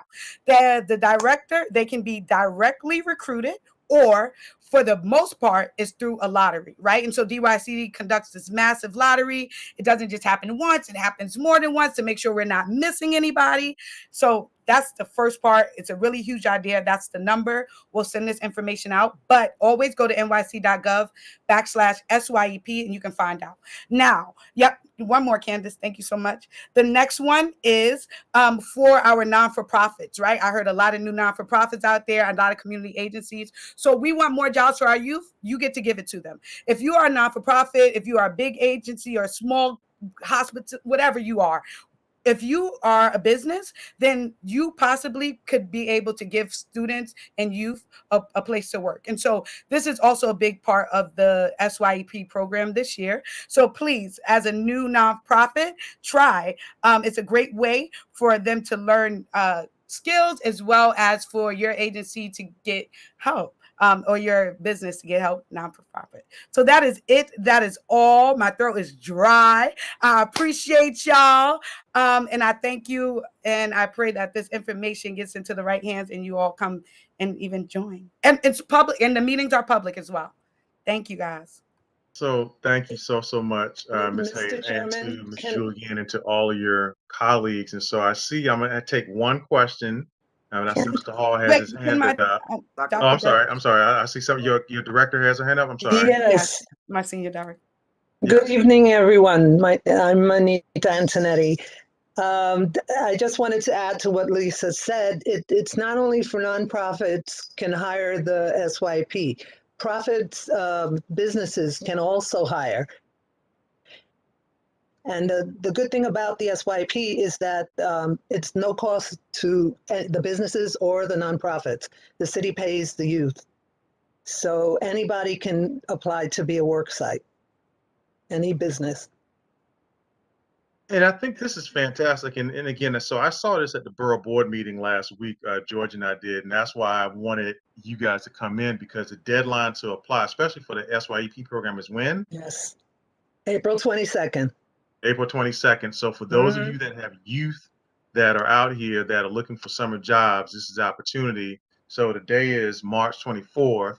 In essence, you have 29 days to get this in. So But you should that's get more the than enough word time. out to all youth, Yes.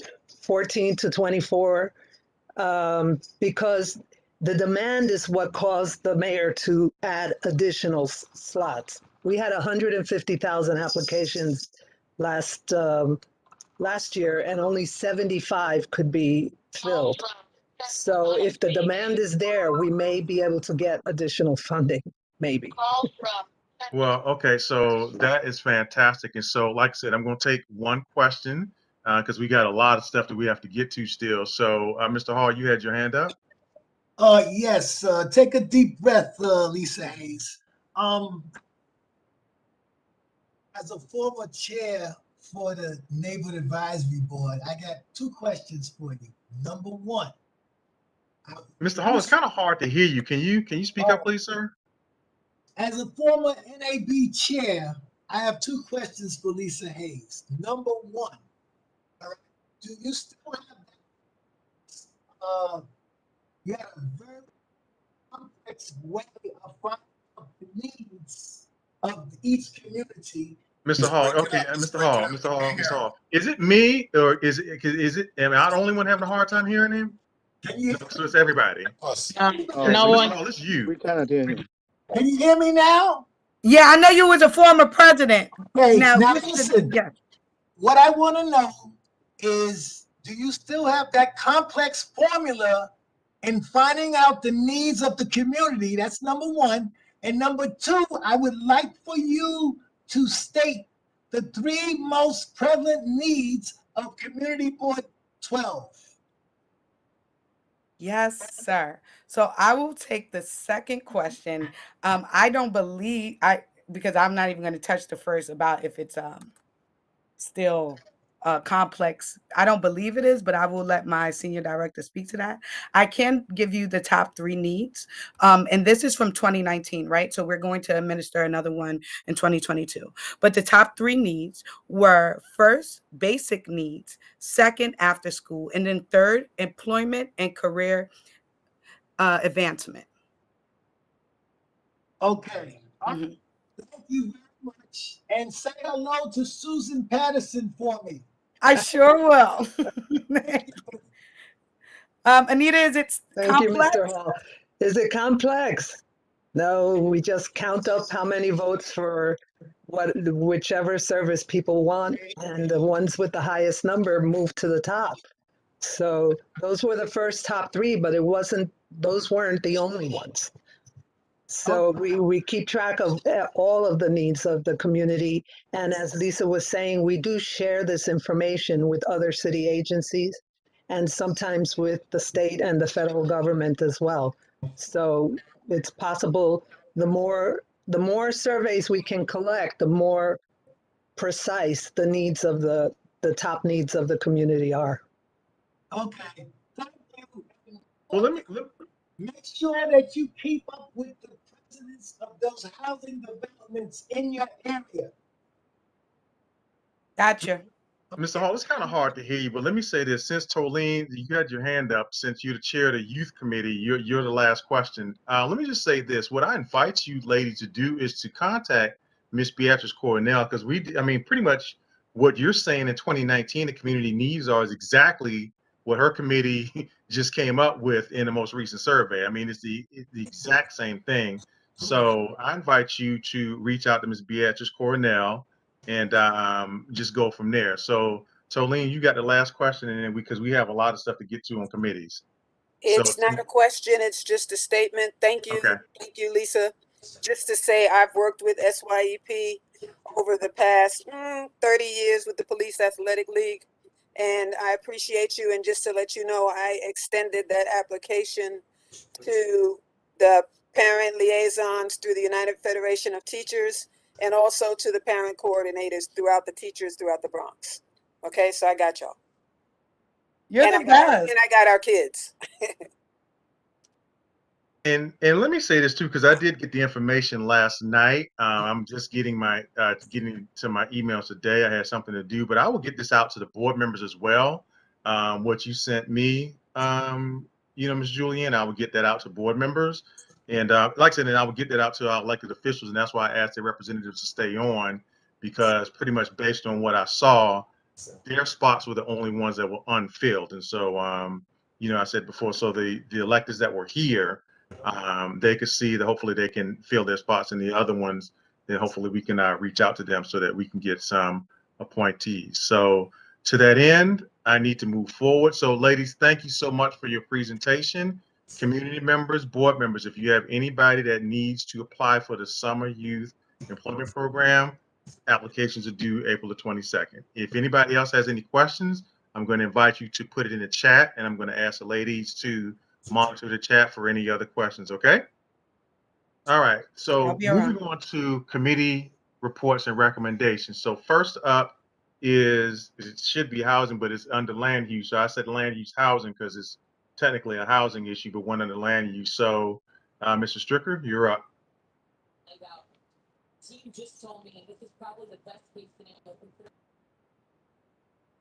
Mr. Stricker?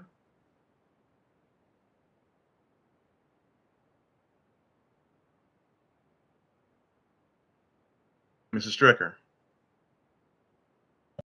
All right. I'm sorry, Dr. Burke, but you said you were going to unmute me, and you didn't.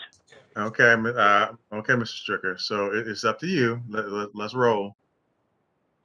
Okay, the Land Use Committee had a meeting again on 3300 Palmer Avenue for their tax abatement. Right now they have a Title 421A, which expires, I believe, the year 2025. And then they're looking for an Article 11, which replaces 421A. The general consensus of the committee was they're not 100% in favor of this, but we asked them to commit to putting a sidewalk in along Bowler Avenue to make it safer for people to walk. And they said they would get back to the board the Friday after we had the meeting. As of Tuesday, when I spoke to George, they has not sent that. So the actual motion was, and approved, was that we would approve their additional tax abatement down the road if they put a sidewalk in on Bowler Avenue. We have not got back to him. They have not got back to us. So I can't see approving it, even though we voted to approve it, because of their negligence in getting back to us about the sidewalk. So I'm going to throw that out to the board. But right now the motion is to approve it with the caveat that they must put a sidewalk in on Bowler Avenue for the pedestrians. So that's where it stands right now. So the motion was made by the committee, and now I'm throwing it out to the board for a vote. Okay, let me just give some background information on this before we take the vote. So I see Mr. Weinstein is here from HPD. So what this was is, so what happened is these owners are new owners of this particular building or this particular complex, and they came to Councilman Riley because ultimately he's the one who is going to decide yes or no, he and City Council. What they did was they asked the owners of this building to come to the community board to see what our opinion was. And so we're not going to relitigate what happened in the land use housing committee meetings. If you want to know, and here's just something that came out of last month's meeting that I sat in on, right? Where people talked about they had to read their reports. No, you don't. All you have to do, the one thing that the district manager has done, and I applaud him for this, is making everything available on YouTube, right? So you don't have to read a doctoral dissertation. All you have to do is go back and look at what was discussed in December, what was discussed in January, and what was discussed again this month. So to that end, we're definitely not going to spend a lot of time on it. Hopefully you had the opportunity, and plus not only that, Attorney Singh sent out a readout of the minutes to what took place at all three meetings, and he's very thorough in his notes. So there's more than enough information out there. So what this is a recommendation to the councilman. As I said before, the councilman is going to decide either way which way he's going to go, but he just wants to know what we think. One of the things that happened, and I'm just paraphrasing so you'll get a full understanding. One of the things that happened is that our district manager called them out based on some things that they were not doing properly. Since then, it appears that they may have taken care of that based on, the data that they've sent to the committees respectively. To that end, again, I'm not going to go into what they said. You can go back and look at all that information. And based on that, hopefully you will come up with an informed decision. The committee has made their recommendation, and now they ask that the board approve the tax abatement. And so now, is if there any without any unreadness, I'm going to call for the vote.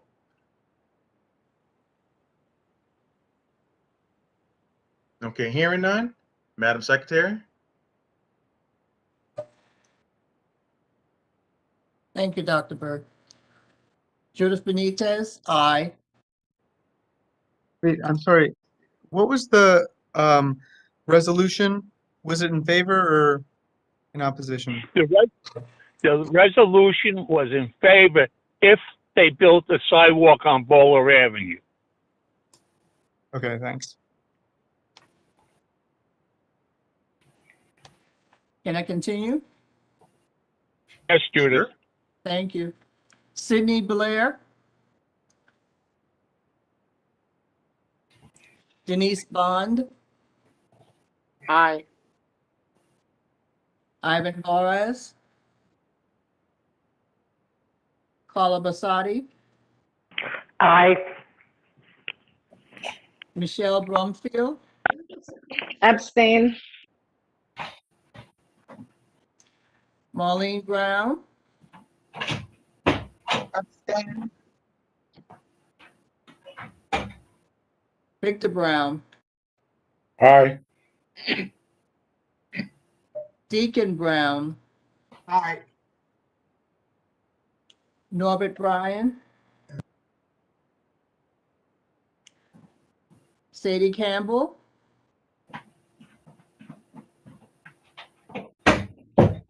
Sadie Campbell. Joan Claude. Aye. Did Sadie answer? Okay. Beatrice Coronel. Aye. Aye, for Sadie. That's Sadie. Aye. Tolene Dickerson. Aye. Kevin Eichelberger. Aye. Alfredo Figueroa. Aye. Hannah Galpali. Barbara Gibson. Aye. Johnny Goff.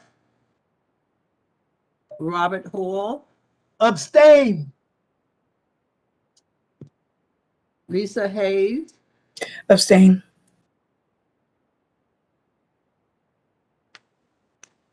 John Isaac. Aye. James Theodore. Abstain. Keisha Lago. Keisha Martin. Nay.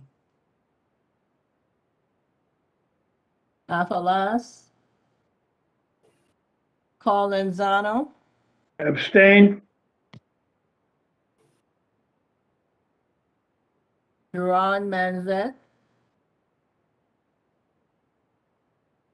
Shanika Moore. Abstain. Clinton Mike. Aye. Carmen Ortiz. Nay. Anthony Reed. Aye. Carrie Singh. Aye. Carl Stricker. Aye. Luke Zapados. Aye. Deborah Tirado.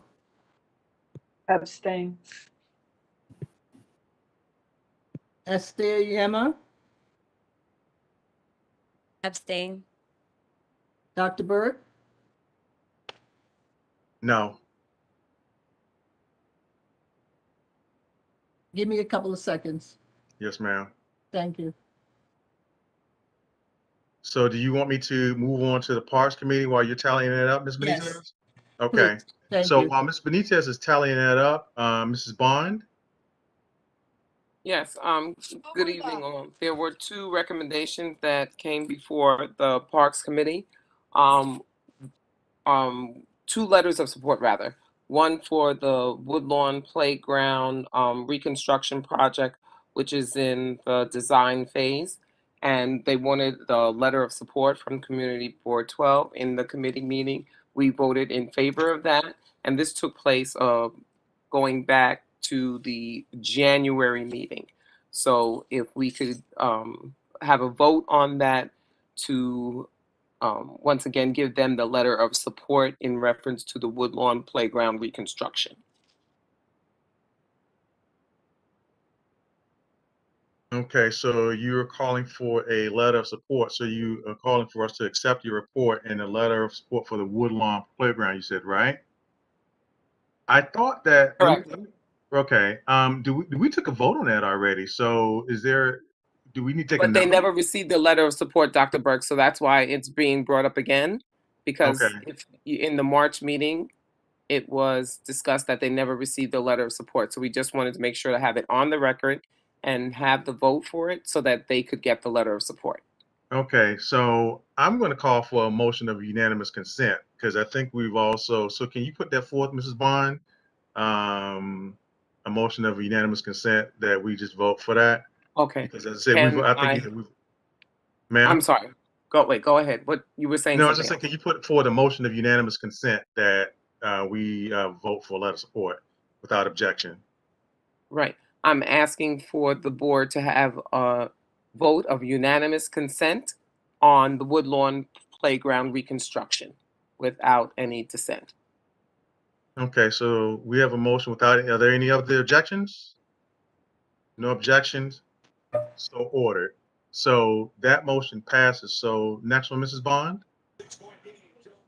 Yes, the next one is the retaining wall at 233rd, actually between 234th and 236th, close to Shoelace Park area.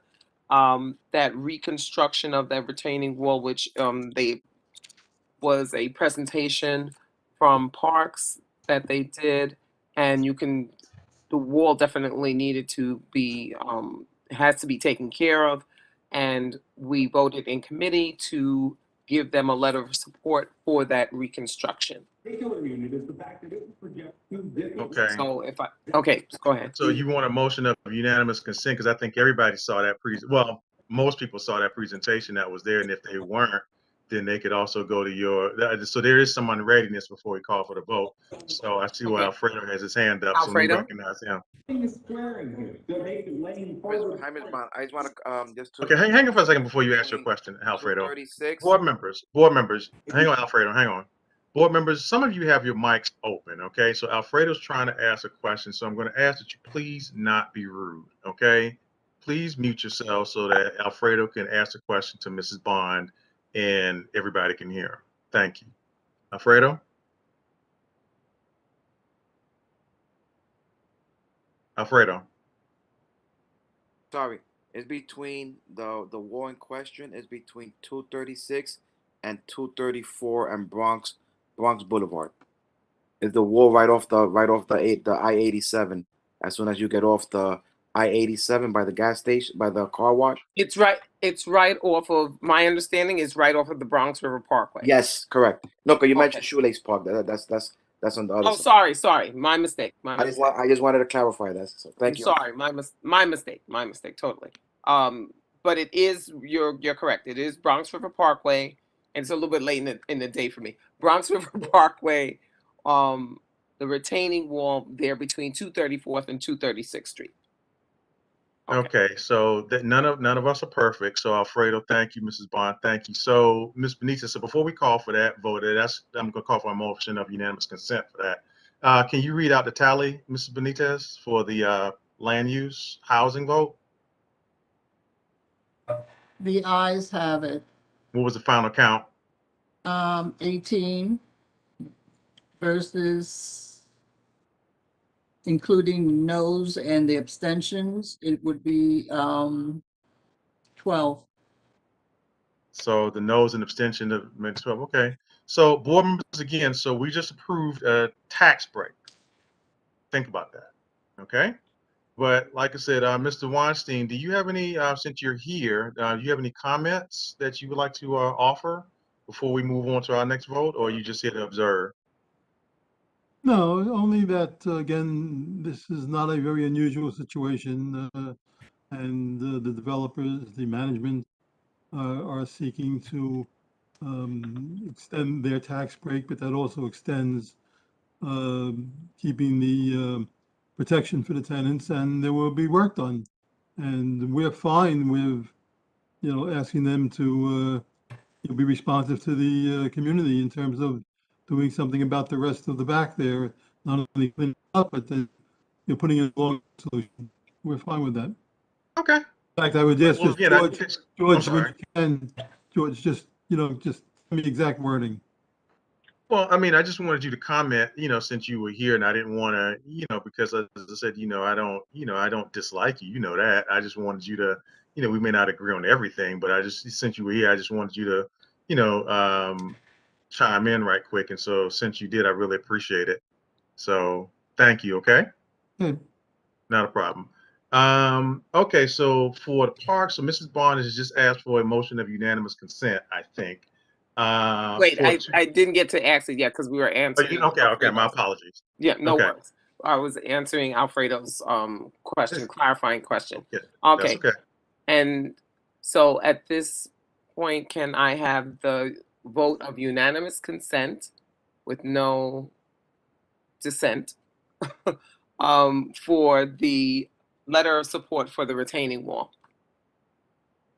Okay, so Mrs. Bond has asked us to again accept that, and she's asking for a motion of unanimous consent for the retaining wall between, is it 233rd, 234th, 236th Street, right, Alfredo?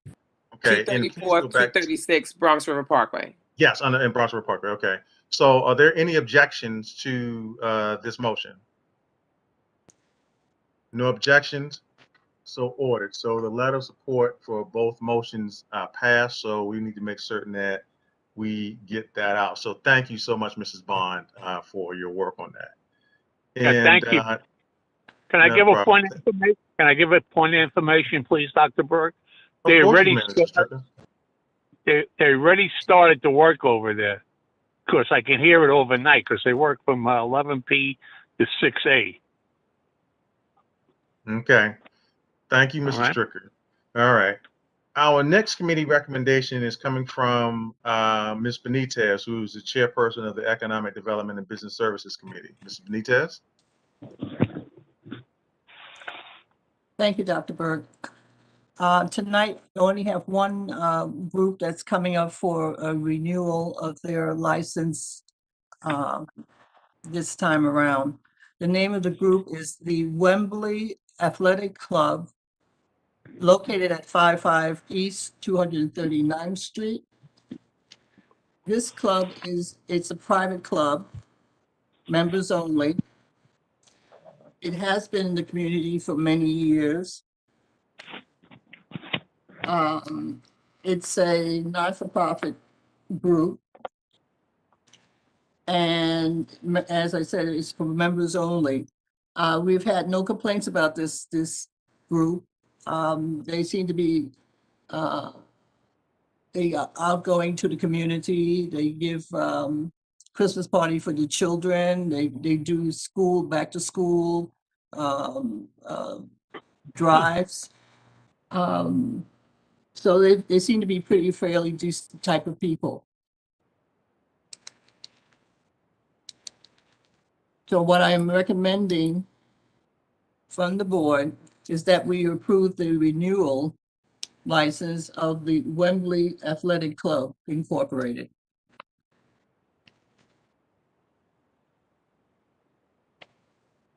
That's it, Dr. Burke. Thank you.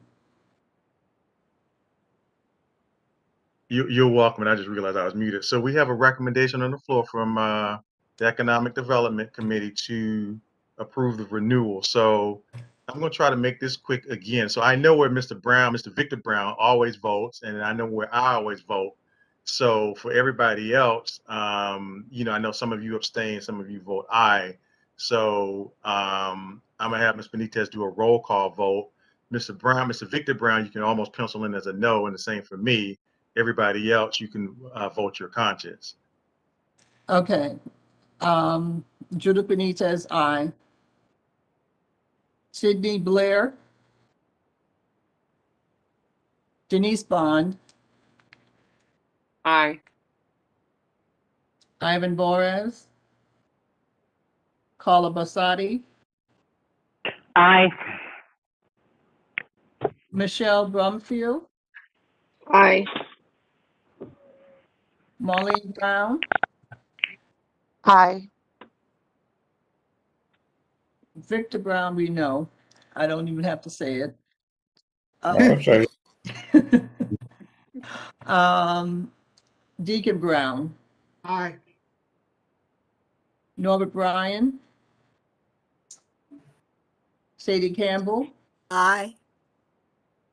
Joan Claude. Aye. Beatrice Cornell. Aye. Tolene Dickerson. Aye. Kevin Eichelberger. Abstain. Alfredo Figueroa. Aye. Hannah Gapali. Barbara Gibson. Barbara Gibson. Aye. Thank you. Johnny Goff. Robert Holt. Aye. Who's that? Barbara Gibson. Aye. I got you, Barbara. Thank you. Robert Hall. Aye. You're welcome. Lisa Hayes. Aye. John Isaac. Aye. Theodore James. Abstain. Keisha Martin. Aye. Afalas. Paul Lanzano. abstain. Ron Manzet. Shanika Moore.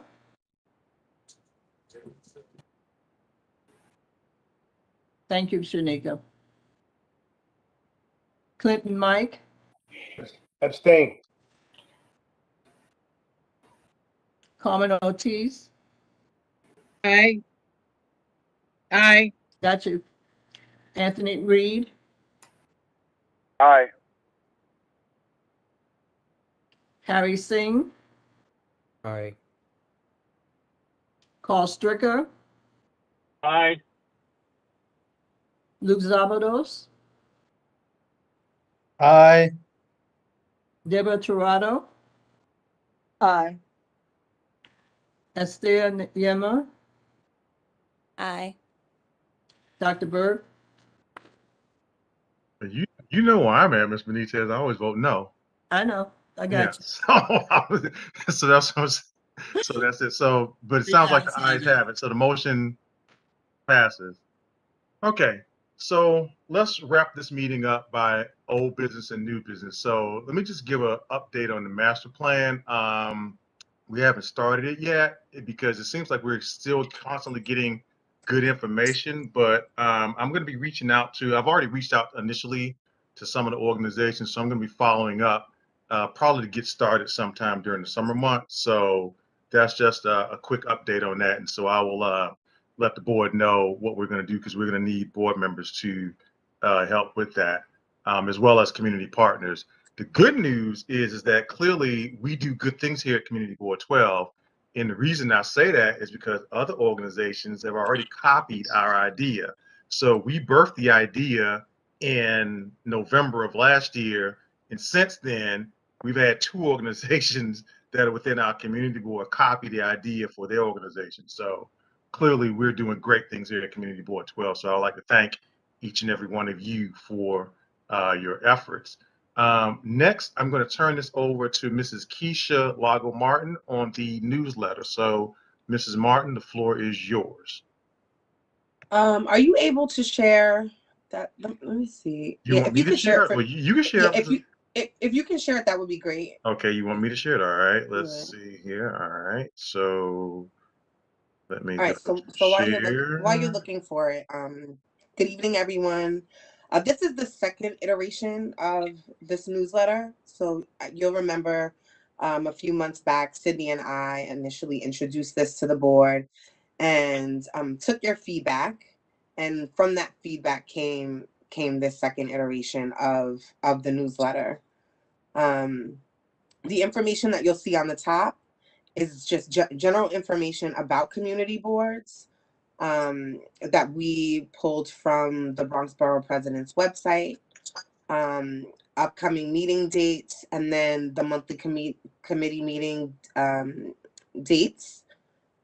The idea was to give members of the community a sense of what we do, what committees meet, and let them know that they can join those committees, not as voting members, obviously, but for the information.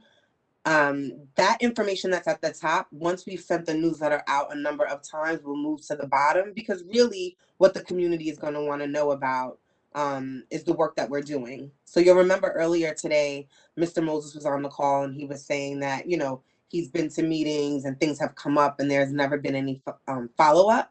So this newsletter will give us an opportunity to give that information. So folks may come to one meeting and don't know what maybe the committees have been discussing on the back end. And so this newsletter, if you scroll down, will allow us an opportunity to give them those updates. So you'll see year in review here, but that could literally be committee updates or committee highlights. And then we can have each committee highlighted. And what can essentially happen is chairs of certain committees can connect with me and give me the highlight that they want to communicate for the month in this newsletter.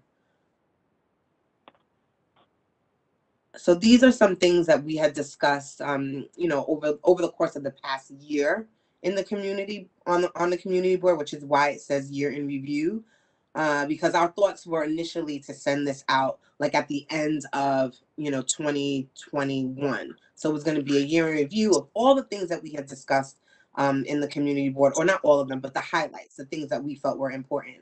But at this point, I think it's best to start off with just highlights from each of our committees.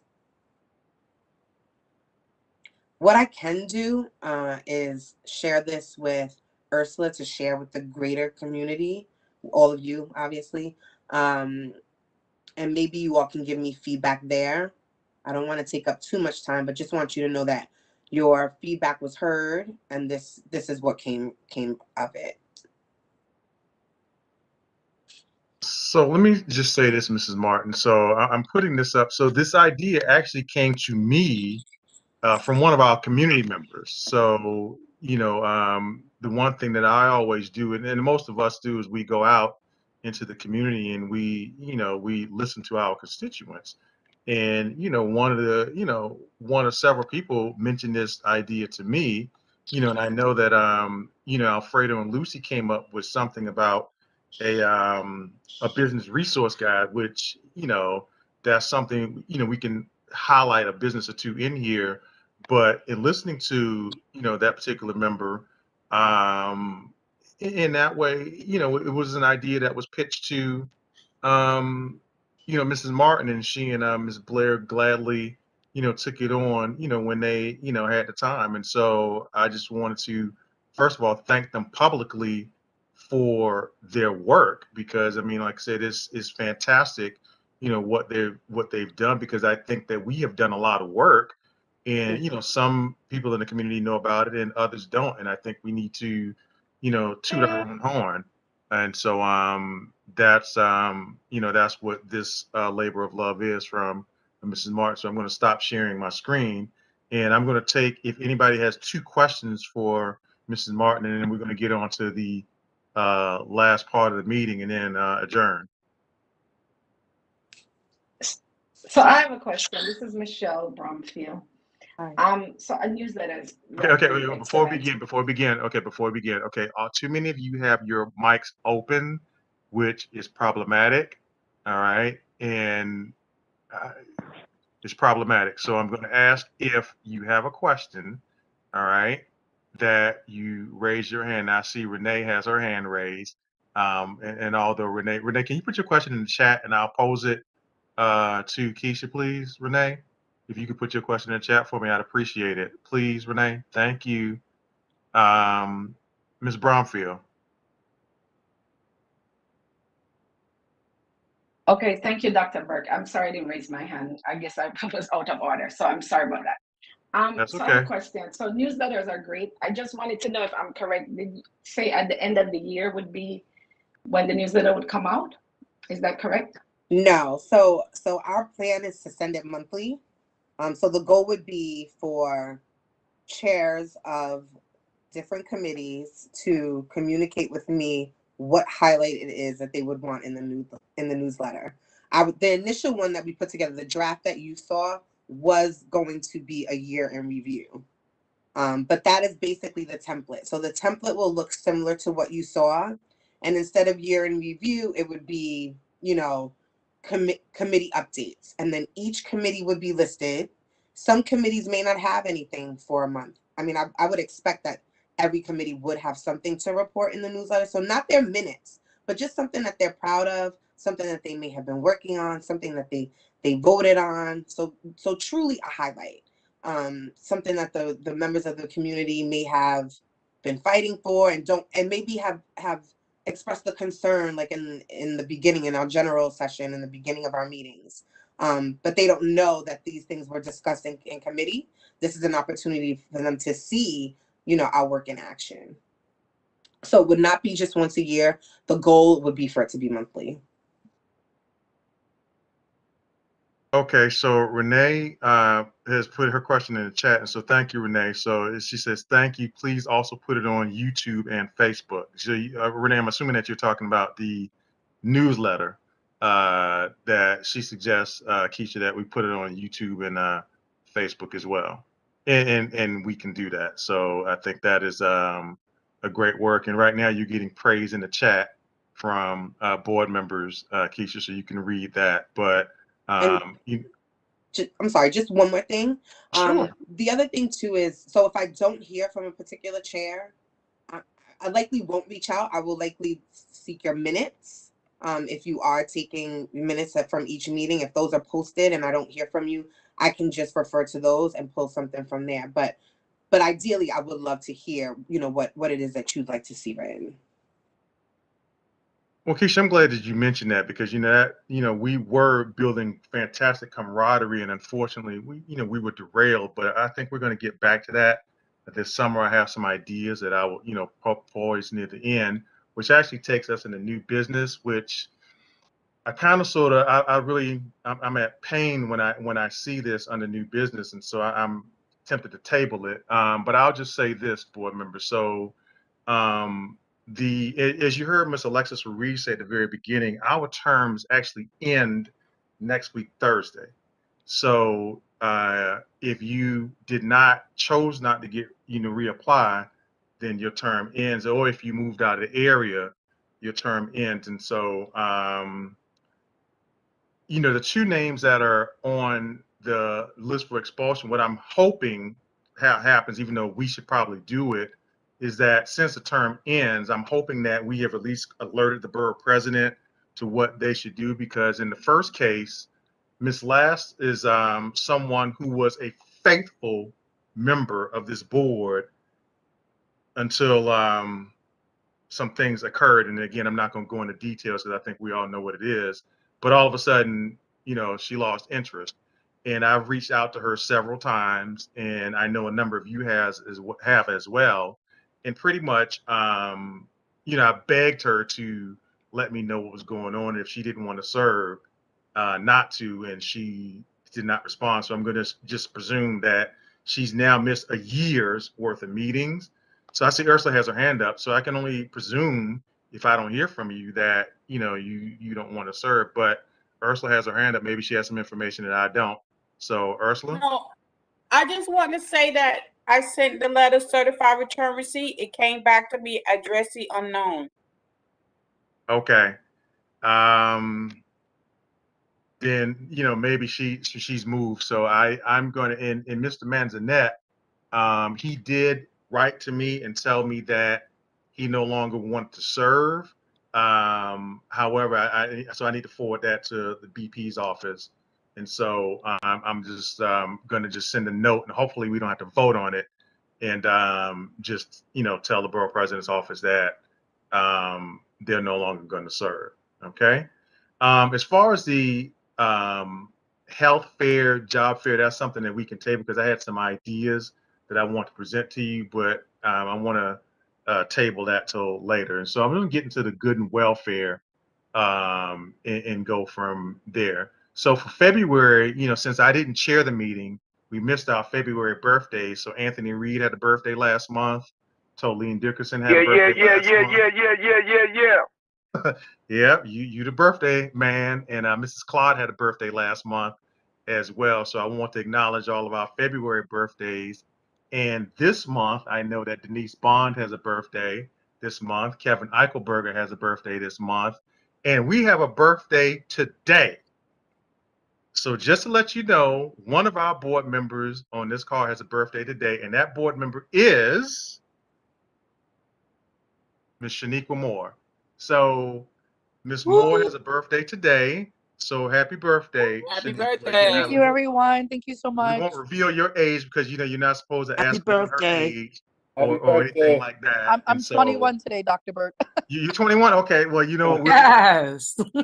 we will accept that you're 21. So happy birthday today, and also March anniversary. So we would like to also wish a happy anniversary to Mr. and Mrs. Victor Brown, who celebrate their wedding anniversary this month. So Mr. Brown, please wish your lovely wife a happy anniversary from Community Board 12.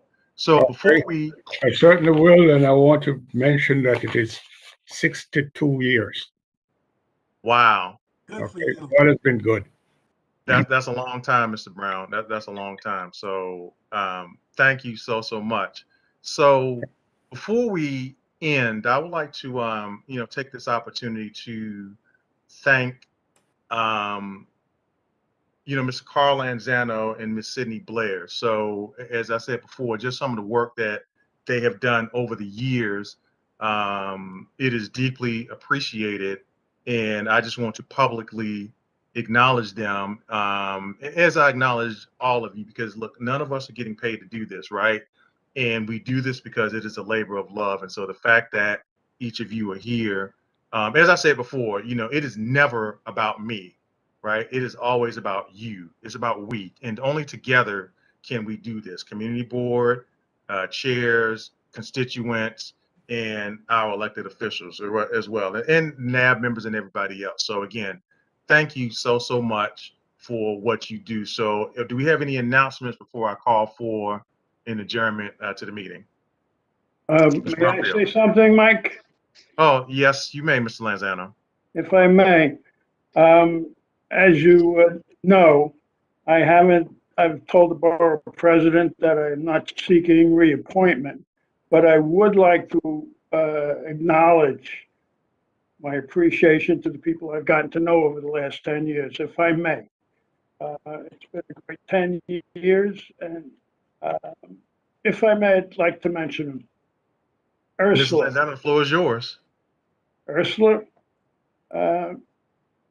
Ursula Green, George Torres, even Peter the janitor, you, Mike, Ivan Boris, Bob Hall, John Isaac, Alfredo, Tolene, Johnny Goff, Joan Claude, Carmen Ortiz, Sadie, Judith Benitez, Anthony Reed, Victor and Deacon Brown, my Woodlawn colleagues, Carl Stricker and Carla Bassati, Barbara Gibson, Clinton Mike Ageria, Harry Singh, Shaniqua Moore, Yatras Beatrice Coronel, Hillary, and a lot of members, new members on the board, and host of new members that are no longer on the board that I got to know and love. I'd like to thank you for a rewarding 10 years and the opportunity to serve the community and contribute whatever I did. Thank you. Thank you. Can everybody hear me? Yes. Okay, because my computer is frozen now, so I can't see anything. So everything is frozen as far as I can see. So Ms. Lenzano, again, thank you for everything that you've done. Like I said, you and I have spoken privately, and we'll speak again, going forward. And so I saw some hands up, and as I said before, my computer is frozen. So I saw Ms. Bromfield's hand, and I saw Mr. Hall's hand, and then I'm gonna call for a motion to close. So Dr. Berg, I also celebrated in February as a new board member. So it was also my birthday in February. So you could add me to your list. Thank you. Okay. So yes, I did not have you. So Ms. Bromfield, I will add you to the February list. So thank you, Ms. Bromfield. Dr. Burke, this is under Yes, sir. under old news. In 2016, Russell LeCount made a motion to have some trees built on Holland Avenue between Gun Hill Road and Magenta Street. I would like for everyone to know that DOT finally made the outlay for the trees. It has taken this long, but I guess perseverance personified. We're getting it. All right, it's gonna come. Well, Mr. Hall, somewhere in my lifetime, I've heard that, perseverance is a cardinal principle. And, we've always been taught that perseverance is the key. So, to that end, thank you for your hard work, Mr. LeCount. Although I've never met him, I do know who he is through the stewardship of others in the community. And so thank you very, very much. So I'd like to ask for a motion for adjournment. Dr. Burke, I'm sorry, I had my hand up. My computer's frozen, so I apologize. So Mrs. Bond, yes. No problem. Sorry, Keisha, can you get a chance? Can you please check the chat and just, I put my phone number in the chat to you. Just please call me. Thank you. Dr. Burke, there are several hands up actually. Okay, yeah, well, I can't. John, can you facilitate it? Because as I said, my computer's frozen. All right, so I have two things. One is that it was my intention to introduce a motion that the board send a letter to the borough president regarding the continuation of virtual meetings, but I believe George addressed that early on. That came out of one of our meetings earlier this month. And the second thing is, actually forgot what, the second thing was a couple of years ago, there was some correspondence regarding supposedly term limits of board members. Can you give us any update or status on that, Dr. Brown, Dr. Burke? Well, sure. So, I think that, I know that we had discussed that in a bylaws committee meeting. Despite the fact that it stated that we voted on it, I don't remember that vote taking place, but I will always go back and look. I could be dead wrong on that. As far as the term limits that board members have, I know that we board members are term limited by the election. I want to say in 2018, I want to say that New York City voted to term limit board members. So I think that started in 2020 or 2021. I'm not certain, but we have 8-year term limits. So in other words, you can only serve no more than 8 years on a community board, then you have to cycle off. And then if you want to reapply, then of course you'd have to reapply after a 2-year absence. So those are the term limits that I know about. As far as the executive officers, again, that's something that, we're looking into, and I will go back and make certain that I'm not misquoting, because, I want to make certain, as I try to be as honest as I possibly can and, go forward. And then, like I said, and that's something that we had discussed, whether it be 1 year for executive officers, whether it be 2 years, and, term limited that because we are now term limited. So as far as how many years we can serve on the board, so you can only serve an 8-year term. And so I think that's where that discussion came about. And so what I'm going to do is go back and make certain that I have it right, and the bylaws committee is going to make certain that we have it right, and then go forward from there. Okay. I have a question to that. Hi. Hold on. I'm seeing a whole bunch of hands up. Okay, so let me ask this question. So is this good and welfare? So what do we? Because like I said, we're trying to close the meeting. So what are these questions in regard to? If you don't mind me asking. Well, so this is Carla. I was going to follow up on Mr. James's question about term limits. Okay, sure. Because I do have that handy, bizarrely. Yeah, this really is kind of old business, I guess, rather than good and welfare.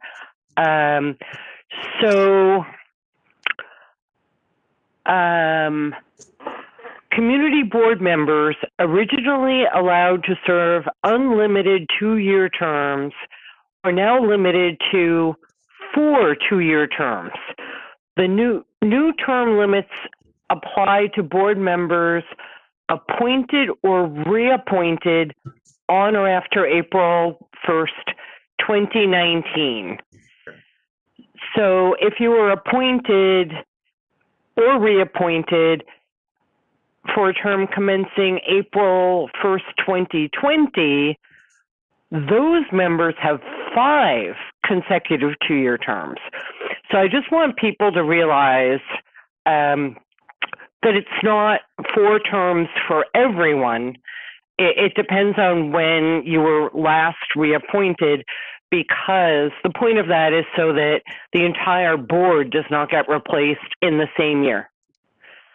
So we can discuss this further in another meeting. I just wanted to clarify that whether you have 4 terms or 5 terms is dependent on your last date of appointment or reappointment. So I hope that helped a little bit. But yeah, let's put that on a future agenda for more discussion. Okay. All right, Denise Bond. Oh, sorry, I asked my question already. Thank you. Okay.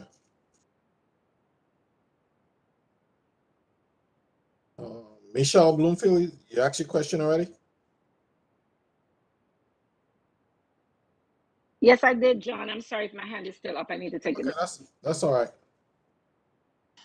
Yeah, I can't take it down because, as I said, my computer is frozen.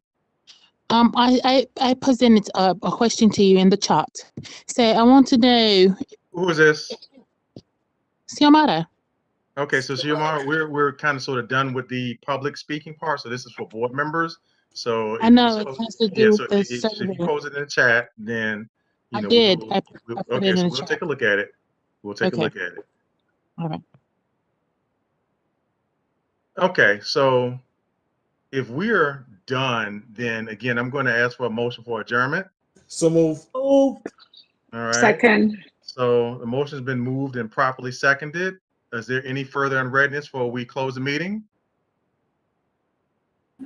All those in favor of said motion signify by saying aye. Aye. Aye. Aye. Aye. All opposed have the same right. Aye. Motion passes. So with that being said, Mr. Carl Lanzano, can you please be the person that takes us out? God bless you, Carl. God bless. Thank you. Thank you, Carl. Wait a minute. Wait. He has to pray, everybody. Okay. God bless the board. God bless us all. Thank you, Carl. Thank you for letting me share, and I thank God I had the opportunity to do it. And you people have all helped, and you're doing a great job. And I hope you continue on and do even more and better work than you have. God has blessed us. We've had setbacks. We have people that left and people have passed away. but God's always on our side, and we have to work with him, and he loves us, and I love him, and I love you. Amen. All right. Thank you, Ms. Lanzano. So Amen. Amen. Yes, Mr. Amen. Stop the recording. Congrats. And Thank you, congratulate Carl. It's you. been a pleasure working with you, Carl. Barbara Gibson. Thank you, Carl. Thank you. And everybody else. So listen, take care, everybody. Like I said, I apologize. My computer is frozen, but you know, it is what it is. Hopefully we can, I can stop this recording, which I think I've done, and save the notes. So listen, everybody, take care. God bless you. Have a fantastic evening, and you'll be hearing from everybody soon. All right. So stay in touch, everybody. Stay safe. And if I hear something as it pertains to when we go back to in person, I'll let you know. All right. And so, like I said, George, Ursula, and myself will be on it. All right. So take care, everybody. Okay. Virginia Sanders, Wakefield, Pennsylvania. Thank you, Carl. God You got it, bless Mrs. you. Sanders. Take care. And good night, All all. right. Thank you all. Good night, everybody.